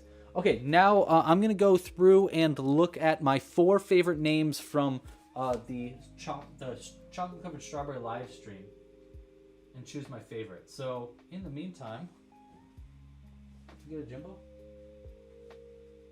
No. I don't know where Jimbo is. I was going to switch it to the cat cam, but we don't have Jimbo there. So let's go to our shorts.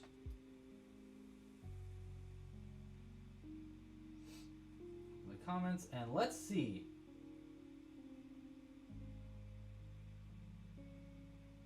Ooh, I like the name Ziggy. Okay, so we got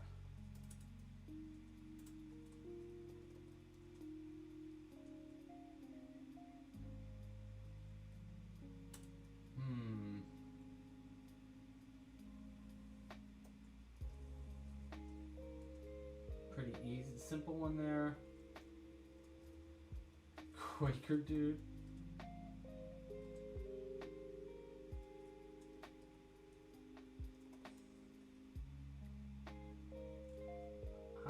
I think I like this name. Let's go with...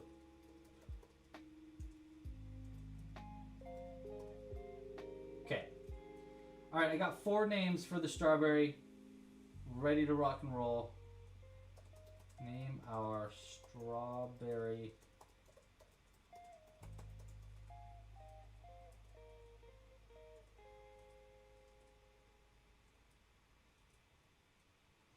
Okay, so these were all your name suggestions.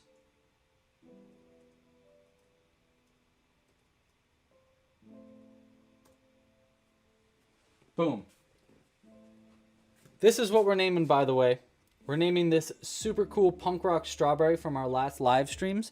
And the name options are Ziggy, Berry, like berry, Punky Squeaky. Okay, I like it. Starberry. So those are all the name options. Got a little extra tattoo falling off him. I think I like Ziggy most, but it is up to you. So go ahead and vote, and yeah, well, you can help me choose that name. The one with the most votes wins. We'll keep it out on screen right here. And then let's start working on, let's add a candle next. So for a candle, we're going to want, first off, we're going to want a pipe cleaner. Let's see. What color though?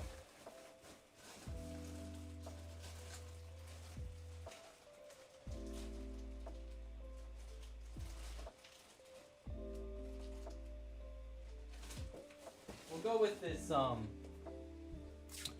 with this blue pipe cleaner.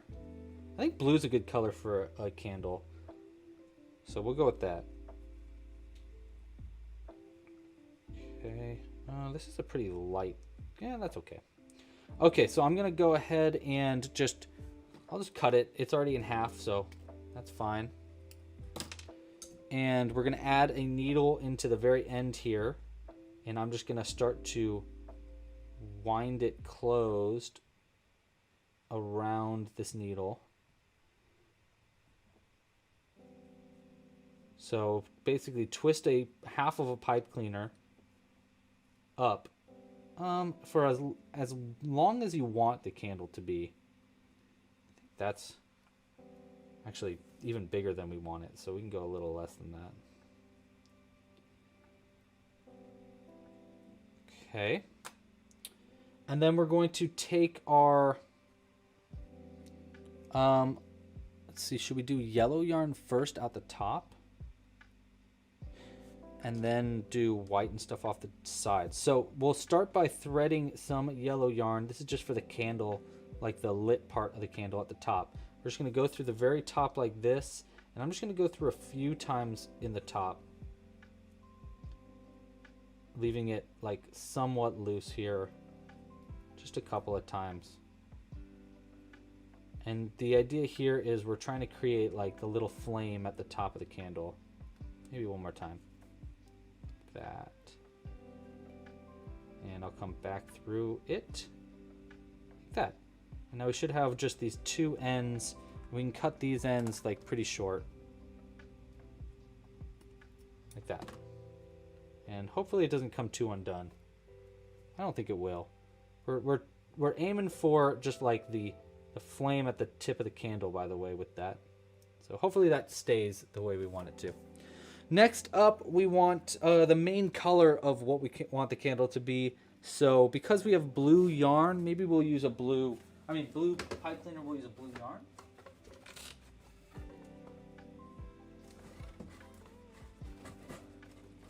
Use blue or purple? That's purple. I don't want purple. I want blue. I want blue. Where do I have blue? Oh, we have cyan. That's pretty close. Yeah, let's use the cyan. It's covered in cat fur, though.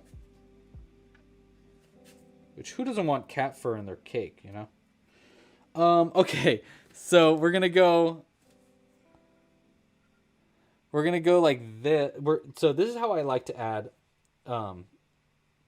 yarn to this, by the way. I basically hold the yarn downwards towards the bottom, and then I'll fold it under the bottom like that. See, so we'll have this little tail end sticking out. We're going to wrap around this tail end as we work our way up, and it'll keep that locked into place. We're just going to start winding up like this around that tail end. And see how we're adding the yarn to it, kind of making it a little bit cleaner, but we're also keeping that cyan tail end in place as we go. Getting up towards the top. Once we get close to the top, like right here, we can cut this tail end super short, like that. And then we can cut our yarn, maybe about like that long is fine. And I'll thread this end onto our needle.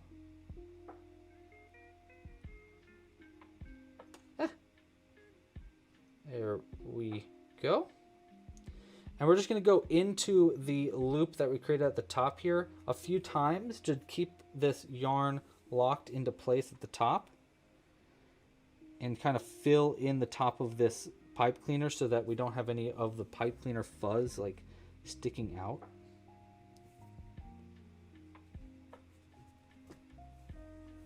Maybe like this. Oops, we lost our needle.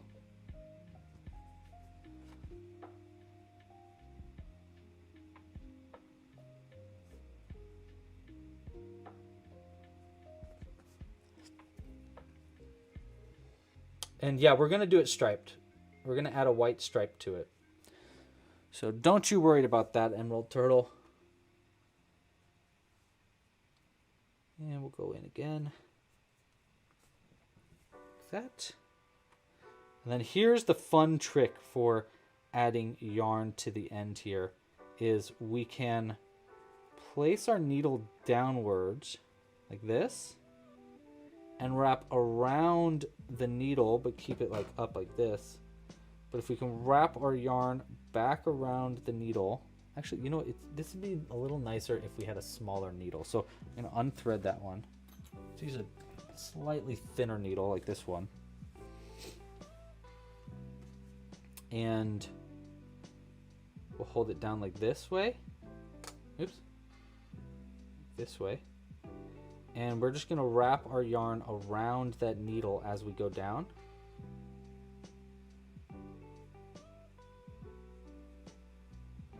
Oh shoot, wait. Or did I want it to go up?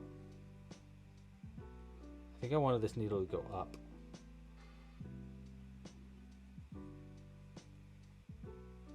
So let's undo that.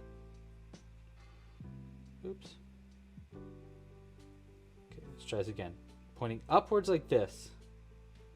Gonna wrap around the needle. Let's try this again. Here we go. Wrap around the needle all the way down to the bottom.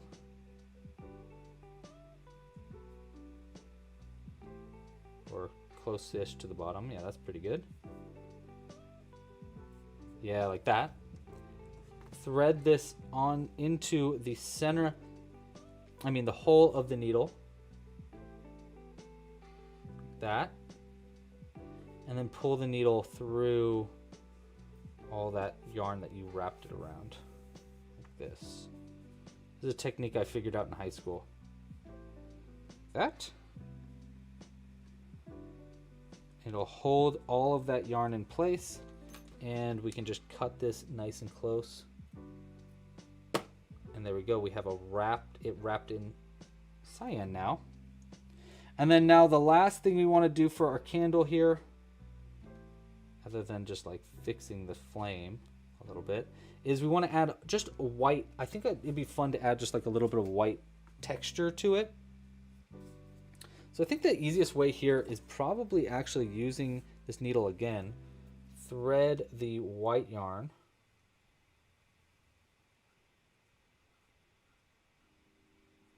If I can. And let's try going up the, let's see, how's the best, let's try going down into some of these threads like this.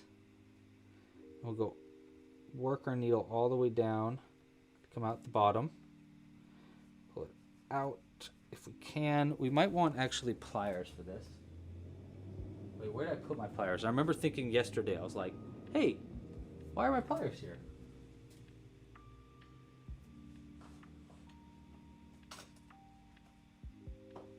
Man, where did I put them?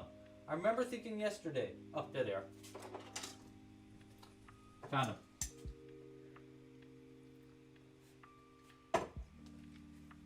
Okay, let's try this again.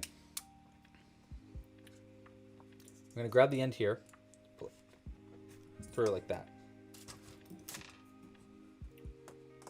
Okay. Pull as much as we want. And then I'm just going to cut this end nice and short there. Almost all the way through.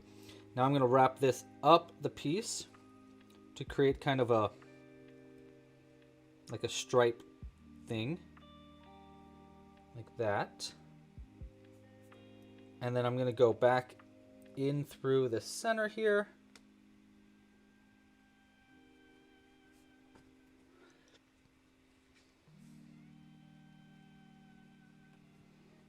This.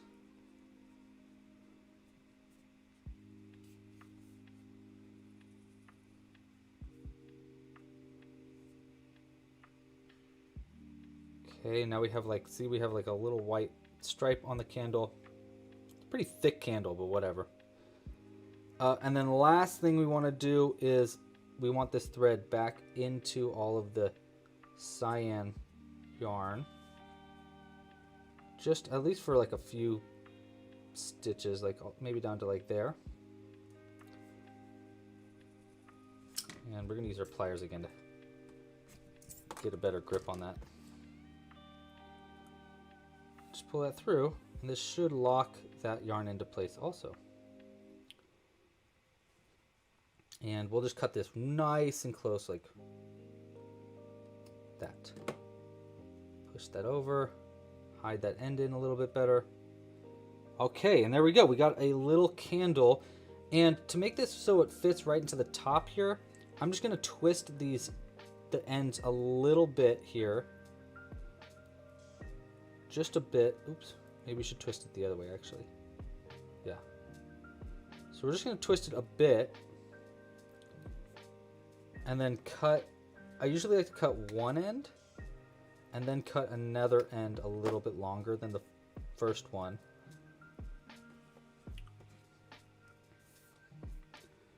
And then we're going to take this. Well, first off, let's fix that white there. We're going to take this and put it straight to the top of our candle. I mean, of our cake. Like this. Twist it in. Because then we can make it removable too.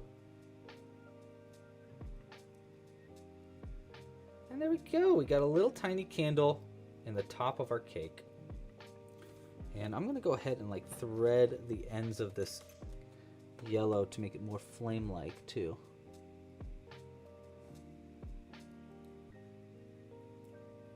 And maybe cut this end a little bit. Yeah. Okay. That looks great. I love that. Okay, so we got a candle. Last thing I want to do is add a plate. And I don't think this is really that necessary, but Morgana was asking for it, so I thought maybe it'd be nice. Ooh, Amy, good question. Should we use a different color, by the way?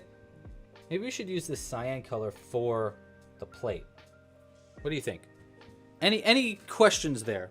Any questions about, or any comments about how to use, like what color to make the plate, or any questions about how we made any of the parts there, the candle itself, or anything like that? And then while you guys are asking that, let me answer a couple questions that I didn't get through as I went. Did I design this on the spot? Yes, I did. I designed the whole cake so far. Yep, all this was done on the spot. I have never designed this cake before. I've done techniques like this for candles and stuff, but never one like that. So yeah, it was all made up right here. I think I'm very good at crocheting. Another question. Someone said, do I sell any of these? So I don't sell any of my crochet yet. But I have been really strongly considering selling my crochet in the future. The main idea right now that I've been thinking about doing is doing a, like a raffle, or not a raffle,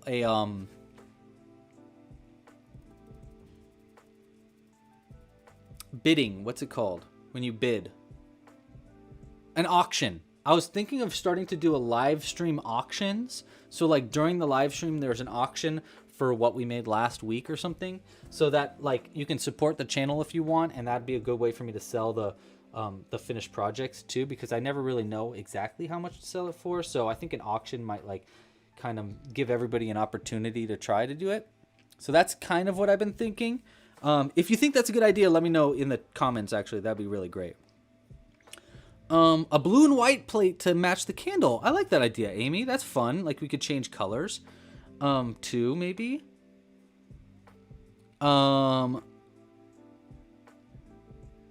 Yeah, don't worry about the explanation for the candle, Cooper. I'll handle that myself. But I really appreciate that you even tried. You definitely didn't need to do that.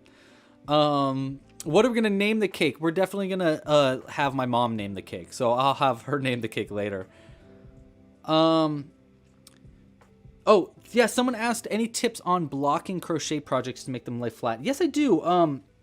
Jules blocks projects quite a lot. She has this like these really cool like foam pads that she uses, and basically what she does is she like soaks her crochet or knit projects in yarn, in water, and then she pins them on her on like these big foam pads. So, you know what?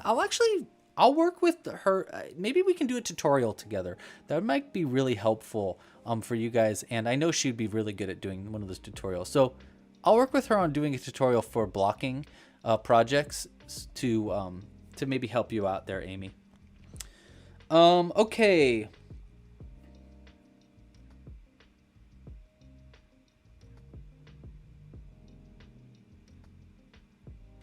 Okay. Yep.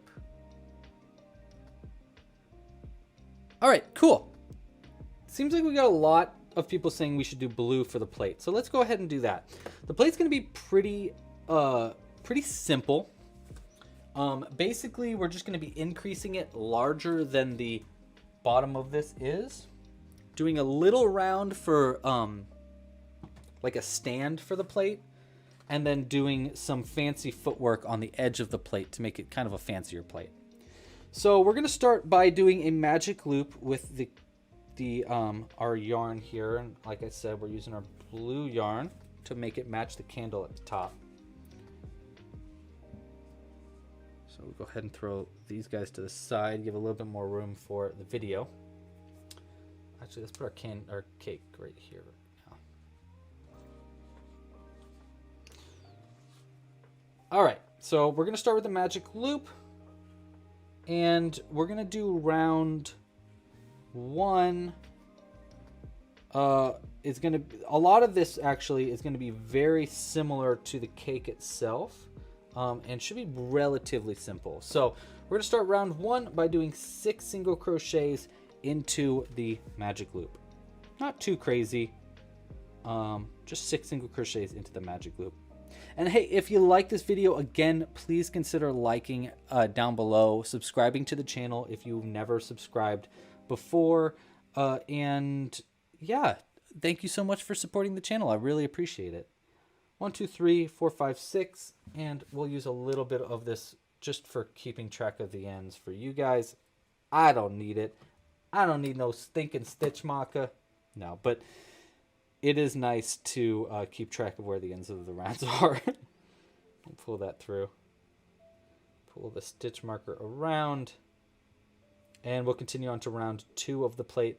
For round 2, I'm just going to be working into all of the stitches we made in round 1. And we're just going to do an increase into every single stitch around to go up from 6 stitches to 12 stitches around.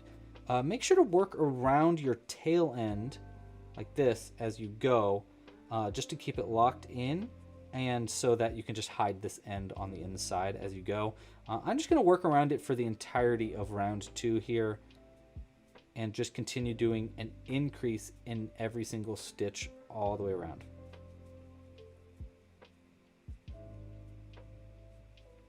One and 2. All right, and I'll just go ahead and cut our cyan nice and close. And keep going. Pull our stitch marker up, and we'll continue on to round 3.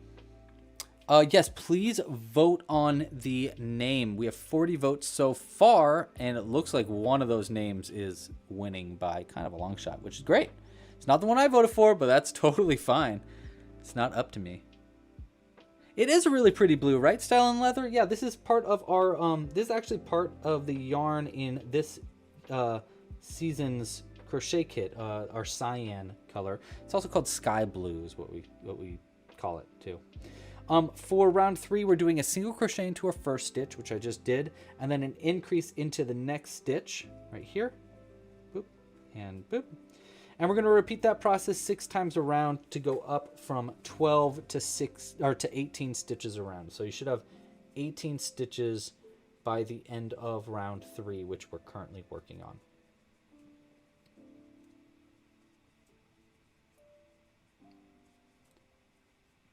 One, 2, 3. And the question that I have on my head right now is, how big do we want to make the base of our plate?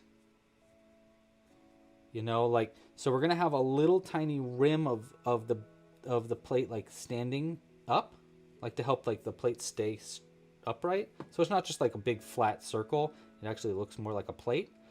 So I'm kind of thinking that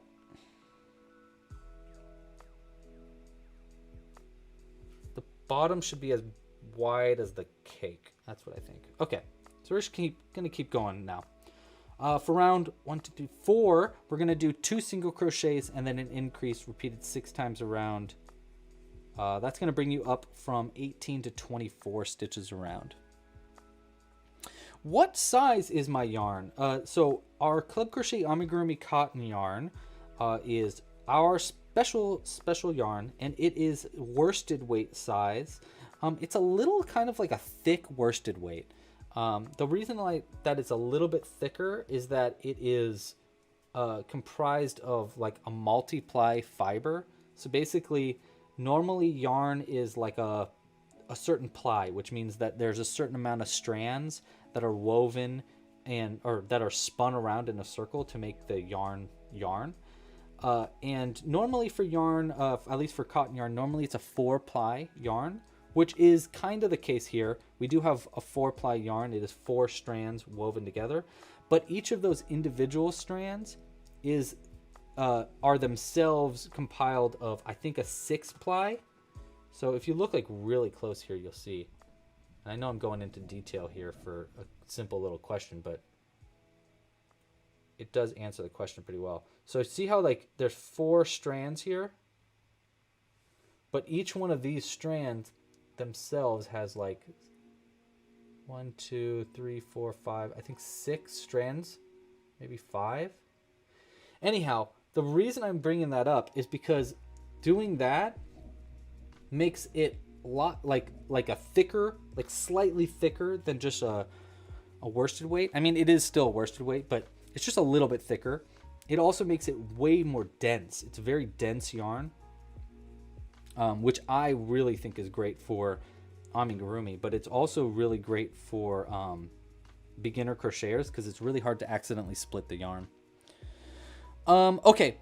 Sorry, I forgot to say what this next round was. So that was round 1, 2, 3, 4. Round 5, we're doing 3 single crochets and then an increase repeated 6 times around to go up to 30 stitches around. So we're just going to keep doing that all the way around, which is going to bring us up to 30 stitches around.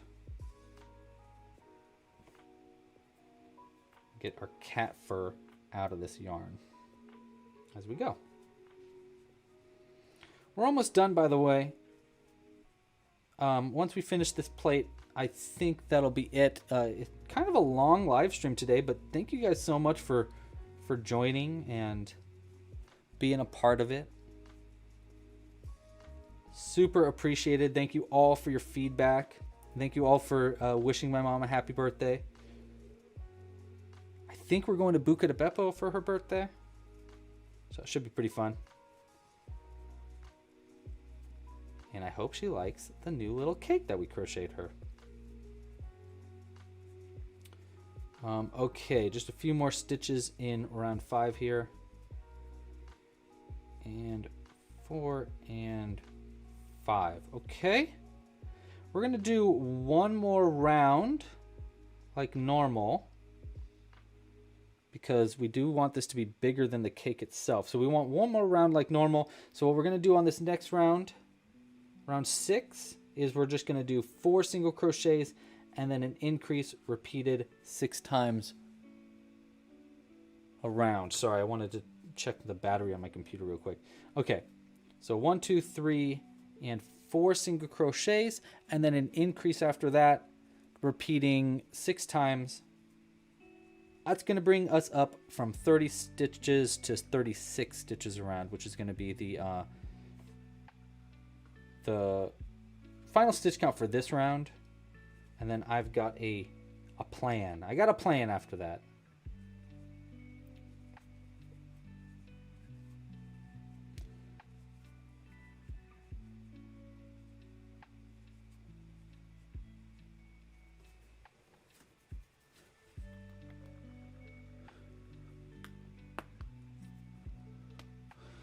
Oh, that's, I could do that, Zoe. I know people do that a lot. They stagger stitches to make them less hexagonal rounds and more round.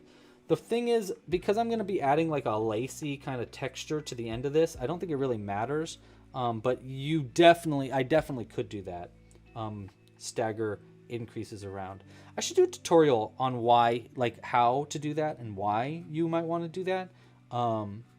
I personally don't really mind the hexagonal look that much because it's yarn, so I can usually kind of twinge it to make it more round. But you're probably right. If we wanted a really nice rounded end, we probably would want to stagger the increases a bit. Is the how's the computer? Were you able to get the battery fixed? I haven't taken it in yet, but it's not acting badly today. I really should have taken it in this week, but I didn't. Okay, so that's going to be the end of that round. Pull our stitch marker up. Okay, so now here is where we're going to get a little tricky. The first thing is, so this is as wide as the cake is. So I think that right here is where we're going to start to differentiate. The first thing that I think we should do is do another round of increasing, but working into the front loops only, leaving the back loops open for another round of maybe slip stitches around. That way it gives the plate a little bit of a stand on top of it. And then after doing a round of increasing, we'll do something fun with the white yarn to create a frilly edge to the plate.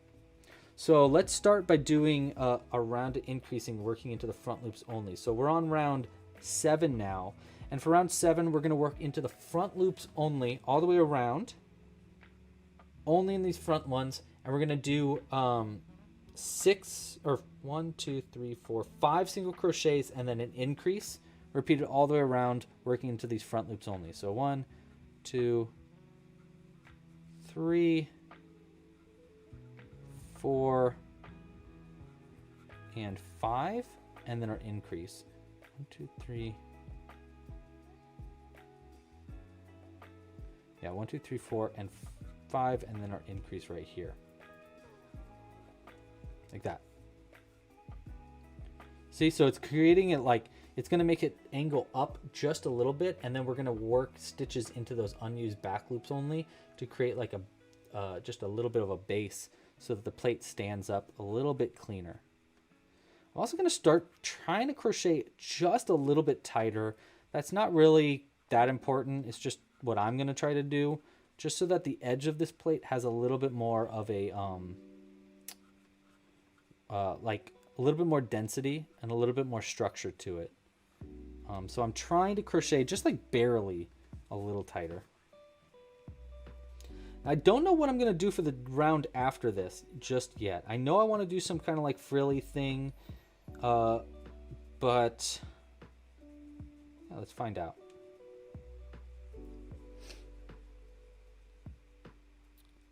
Oh my gosh, that's so cool. Crochet Love is making some digital art for the cake, but you're not sure if it has a mouth. It does have a mouth. Check it out. It's got just this little simple smile right there. Oh my god, that's so cool. I can't wait to see it. Crochet Love, please send that over to me once you're done. That's so cool. You can either post it, I guess you can post it on like Instagram, or you can just send it to us on Discord, or you can send it, I guess you can email it to me too, if you wanted to. It's 1, 2, 3, 4, 5, and then our increase out. Like that.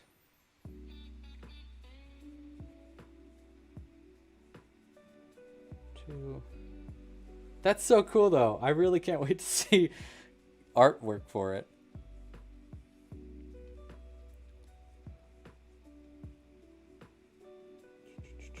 I like that.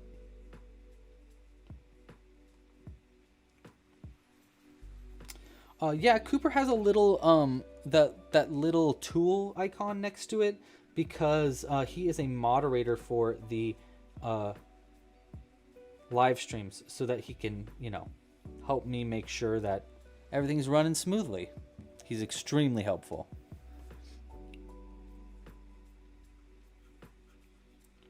One, 2, 3, 4, and 5, and then our increase right here. Okay, now is where we might get tricky here. So first off, place our cake into place. That looks pretty good. Do we want to add any more width to this plate before we do something fancy? I think we might want to do one more round of increasing. What do you think? Because if we did one more round of increasing and then did our frilly end, no, maybe we'll just do a frilly end here. Let's just try doing a frilly end in the blue. You know, because maybe that'll be like a little bit cleaner, and if we don't want it, then we can come back, remove it, and do it again in a different color. Okay, so let's see, we got 1, 2, 3, 4, 5, 6, 7 stitches between here. So if we did, maybe if we did a slip at the end here, so if we did a chain double, or chain double, double chain double, skip double, double chain double, skip double, or we could do a slip after that. So it'd be dupe, skip, slip, skip, dupe, skip, slip, skip, slip, skip, dupe, skip, slip, skip, dupe, skip, slip, skip, dupe, skip, slip, skip, dupe, skip, slip, skip, dupe, skip, slip, skip, dupe, skip, slip, skip, dupe, skip, slip, skip, dupe. Ah, that won't end right. We want to end on a slip. So we got to do threes then. So 1, 2, 3. So slip, skip, dupe, skip, slip, skip, dupe, skip, slip, skip, dupe, skip, slip, skip, scoop, dupe, skip, slip, skip, dupe, skip, slip, skip, dupe, skip, slip, skip, dupe, skip, slip, skip, dupe, skip, slip, skip, slip. Maybe we need a dupe there. You know, maybe we can dupe in the slip.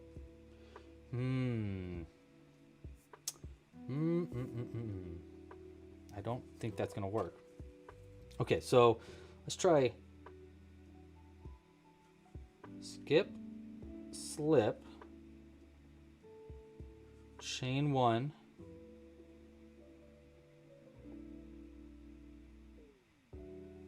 double,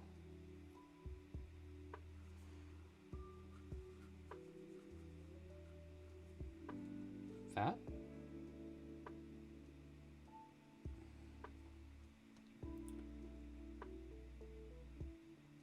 no,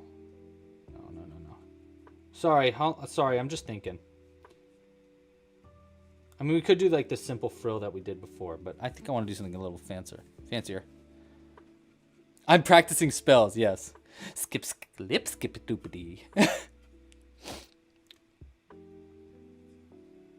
Oh, we think we should do one more round first. Okay, we'll do one more round first. That actually might help with my skippeting. So, okay, yeah, I think you're right. Let's do one more round. So we'll do another round of 1, 2, 3, 4, 5, 6 single crochets and then an increase repeated all the way around, 6 times around. So 1, 2, 3, 4, 5, 6, and then an increase, 7 and 8. And then we'll repeat that process 6 times total.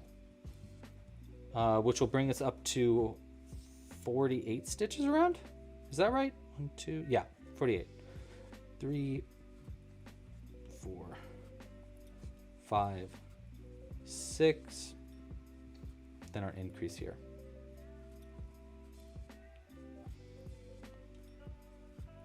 2, 3, 4, 5, 6, and then 7 and 8. Okay, now in the next round, just like preparing myself, it would be skip there, slip there, or yeah, skip there, slip there, skip there, do something fancy, skip there, slip there, and then skip there.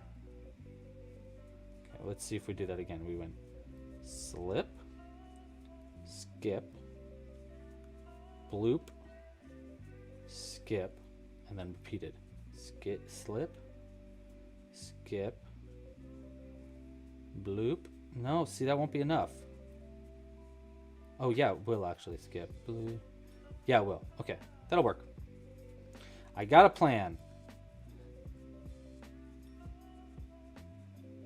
Okay, so now we should have 48 stitches around. Let's look at it with our cake. Cake. Shooty whoop. There we go. Yeah, that was probably a good move. That's probably a good move. Okay, now we're going to do our fancy footwork. Let's do it. We're going to do a slip stitch into the first. And then we're going to chain 1, and then we're going to skip a stitch, and we're going to do a half double crochet into the next, and then a picot. A picot's going to be chain 2, slip stitch into the first chain that you made. I'm going to call it a mini picot. Yeah. And then another half double crochet into that same stitch. Actually don't think I need to do a chain between that. Okay, let me do that again. So slip stitch 1, skip a stitch, and then into the next stitch we're half double crochet 1, and let's do a regular picot. Chain 3, slip stitch into the first chain that we made, and then half double crochet into the same stitch, like that. Will that work? And then skip a stitch again, and then repeat that process over. So let's do it again. Slip stitch 1 after we skip the stitch, and then we skip a stitch, and we do a half double crochet here with a picot. Well, the picot kind of bends in though. See how it's like kind of turning in? So maybe we do change that to a mini picot instead. Pretty simple edge, but it does kind of look a little bit clean, like fun. Let's do it as a mini picot instead. So I'm going to go back. Okay.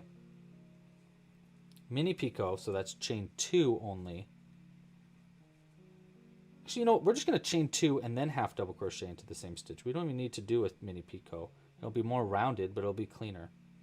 Okay, so that's the process. Then skip a stitch, and then repeat the process. Slip stitch 1. And then that repeat's going to be like 12 times, I think, repeated around. Picot, right?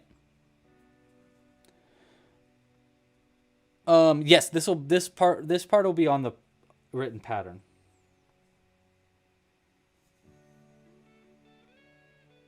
Yeah, I don't think I'm gonna do white. I think I'm just gonna do it in blue. So let's do it again. We're gonna repeat that process all the way around. So we slip stitch 1, which we just did, then we skip a stitch, and then we half double crochet 1, chain 2, half double crochet 1 into the same stitch. Boom.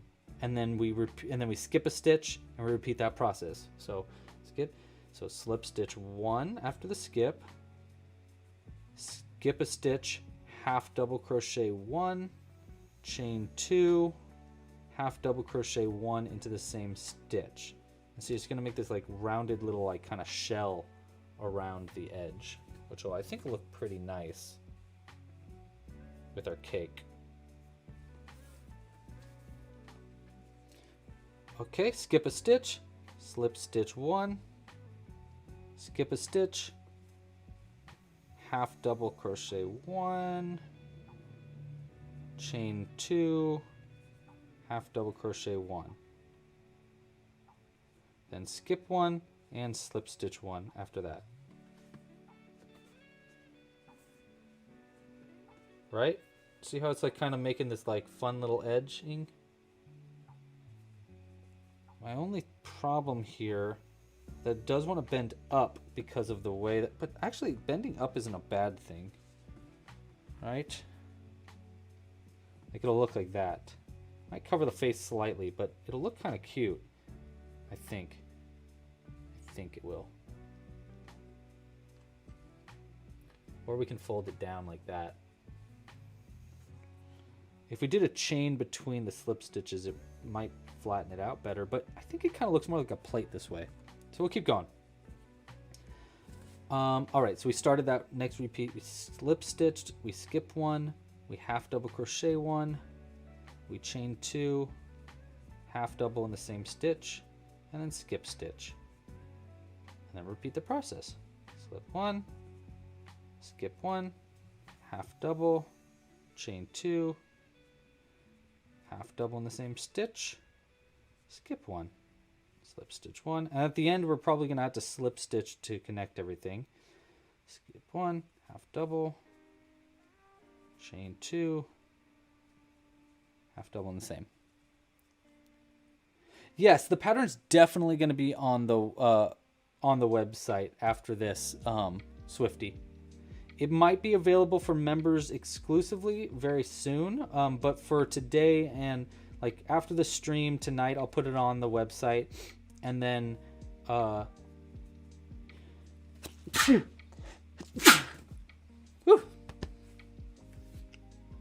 and then maybe Monday, I'll make it for members exclusively.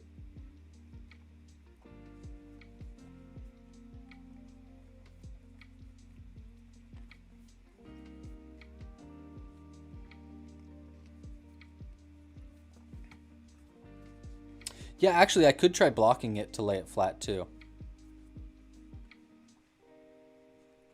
Like that. I mean, even just like stretching it like that worked pretty well. See how it's making like that kind of nice shell on the outside? Gives it a little bit more of a plate look.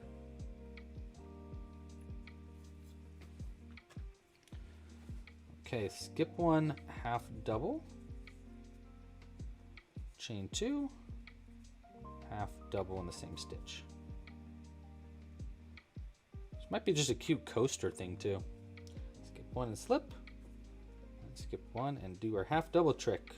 Half double, chain 2. Thank you for the bussies. Skip 1, slip stitch. Okay, this is going to be the last one here. Skip 1 and we'll half double, chain 2, half double in the same stitch, and then to finish this up we're going to skip 1 and we're going to slip stitch into the same place that we slip stitched right in the beginning. So right here, same stitch, just slip stitched into that one like that. And we can cut the yarn. You don't need a very long end. We'll just pull it all the way through like that, And I'm just going to actually pull it on the inside of our piece. So I'm just going to thread this onto our needle. And I'm just going to pull this into the inside here. Like that. Let's see how this looks. Does that look good, or should I do a hidden end to try to like hide that a little bit better? It's not too bad. That's pretty good. Let's see what our cake would look like in it. It looks pretty good with the cake. It does need to have that extra layer, though, to give it some height. But it's not bad. It's not bad at all. Okay, so I'm just going to hide this end on the inside here. I'm also going to pull our stitch marker out because we don't need that. So I'm just going to hide this end in a few stitches, like 1, 2, 3, 5, maybe like that.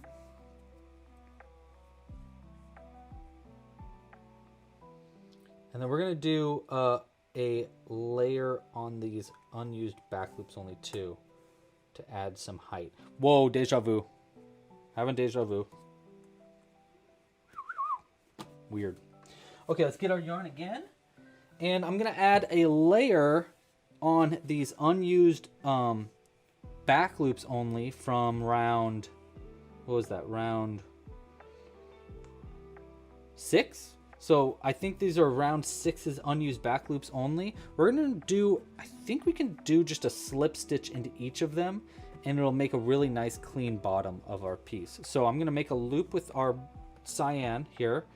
I'm going to pull a loop through our first unused back loop only right here. Actually, it's kind of better to go even before that. So if you go like right here, it might even look better.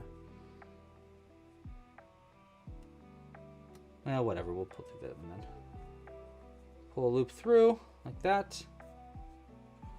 So pull a loop through the first unused back loop only, and then I'm just going to slip stitch into every stitch around. And as I go, we want to take this tail end and continuously like weave it in and out so that we're working around it. Wait, how do I do that? I weave it over like this and slip stitch one, then into the next one like that, slip stitch one. We can also just like hide this end on the inside. So after I've done that a few times, maybe I'll just leave it off to the side and I'll hide the end. But I think this should give us like a little bit of height and make it look a little bit more like a plate. So we're just going to slip stitch into all of these unused back loops only. Kind of making it a little bit more of a bowl. So we will definitely have to try to stretch it out a little bit. And it might have been better to do like a double crochet or a chains in between the half double crochets in that last round, but whatever, we did what we did. So now I'm just slip stitching into the back loops, and you can kind of see how it's making like a little bit of a row there to help it like sit a little higher on the whatever platform we put it on.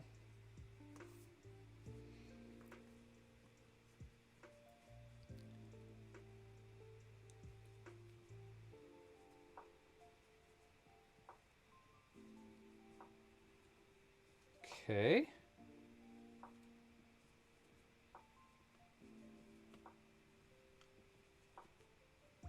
And almost done. And then we'll just do a hidden end. And I'll try to stretch this out a little bit to make the plate a little bit more flat because it is rolling in on itself a lot. So I'll try to fix that a little bit. It'd be nice if I had like a starch kind of thing, because I know one thing that you can do is you can put like a glue water mixture together and you can spray your crochet and it'll harden into that position, which might be really cool for this plate, but I don't really know how to do that just yet, so it's something I'll have to research. Okay, and I'm going to cut the yarn here like that, pull it through, and we're going to hide this end into the first slip stitch that we made, and then we'll hide the other end in as well. So we're just going to hide it in like this.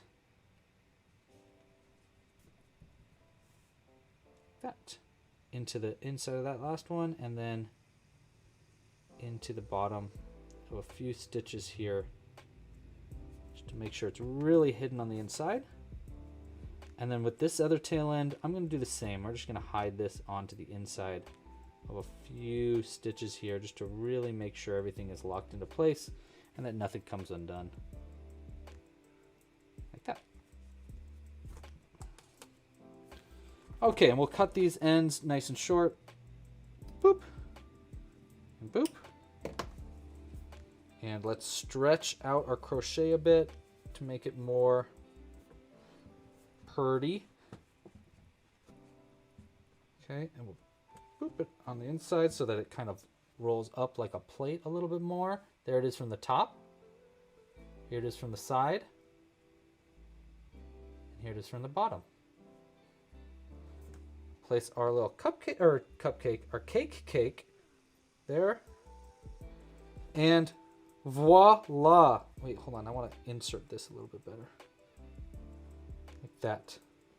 There we go. A little tiny cake on a plate for my mom for her birthday. Here's what it is sitting up.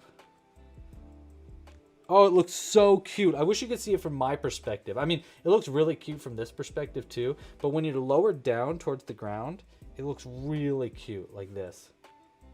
Super duper adorable. Oh, that's so cute. All right, Mom, I'll bring this to your birthday party tomorrow. Oh, I love it. Okay. All right, guys. Thank you so much for watching. I hope you enjoyed this impromptu design along pattern. I think it went pretty well, all things considered. Not too shabby, not gonna lie, not too shabby. Pretty proud of that. So this pattern is going to be available on the website tonight. I'll work on it late. It probably won't be up till like pretty late tonight because I do need to like get pictures and all that other fun stuff. And then it'll be available for free for until at least till Monday, and then after that I'll make it probably exclusive for membership level accounts. So you'll need a membership level to access it and download it and all that other fun stuff. We'll be live again next Friday, 1 p.m. Pacific Standard Time, doing another crochet along live. Next Friday, we're going to do a free-for-all, so I don't really know what I'm going to make yet, so I just got to think it through. But yeah, I'll see you next Friday. If you want to make sure that you don't miss it when we do those live crochet alongs, all you need to do is probably like this video down below so that the algorithm knows that you like it. Subscribe to the channel, hit the little bell icon so that you don't miss it when we come out with new live streams and new videos like that. And then another way you can make sure you don't miss the live crochet alongs is create an account on my website. If you go to clubcrochet.com, you can create a free account on that website. You'll need a free account to access this pattern anyhow until Monday. So, but if you create an account on the website, you'll be added to the newsletter and you'll get an email notification for the next live crochet along. Time zone, we are in the Pacific Standard Time Zone. So currently right now it is 4:05 p.m. On Friday, my time. So yeah. Okay, and the strawberry name, we need to finalize the strawberry name. We have chosen our strawberry from last week is now named Starberry. Of course his name's Starberry. It looks like a superhero. Starberry, the punk rock strawberry. I love it. Look at those tattoos. I'm so proud of that skull. That looks so good. All right, guys. I love it. Thanks again to Tig for the gift. If you ever want to send me fan mail, my mailing address is at the bottom of the emails. So if you get an email notification from me, at the very bottom will be the mailing list. I think it's also somewhere on the website. Okay, guys. Another quick look at our cute little cake. It's so cute. I love it. Oh, I hope my mom likes it. My aunt's going to be super jealous. Okay, guys. Pasta la pizza. Happy hooking. And thanks again for watching. Super appreciated. All right. Bye. Oh, my gosh. Stop. Oh, my gosh. No, you hang up first. No, I'm sorry, but you gotta hang up first. Oh my gosh.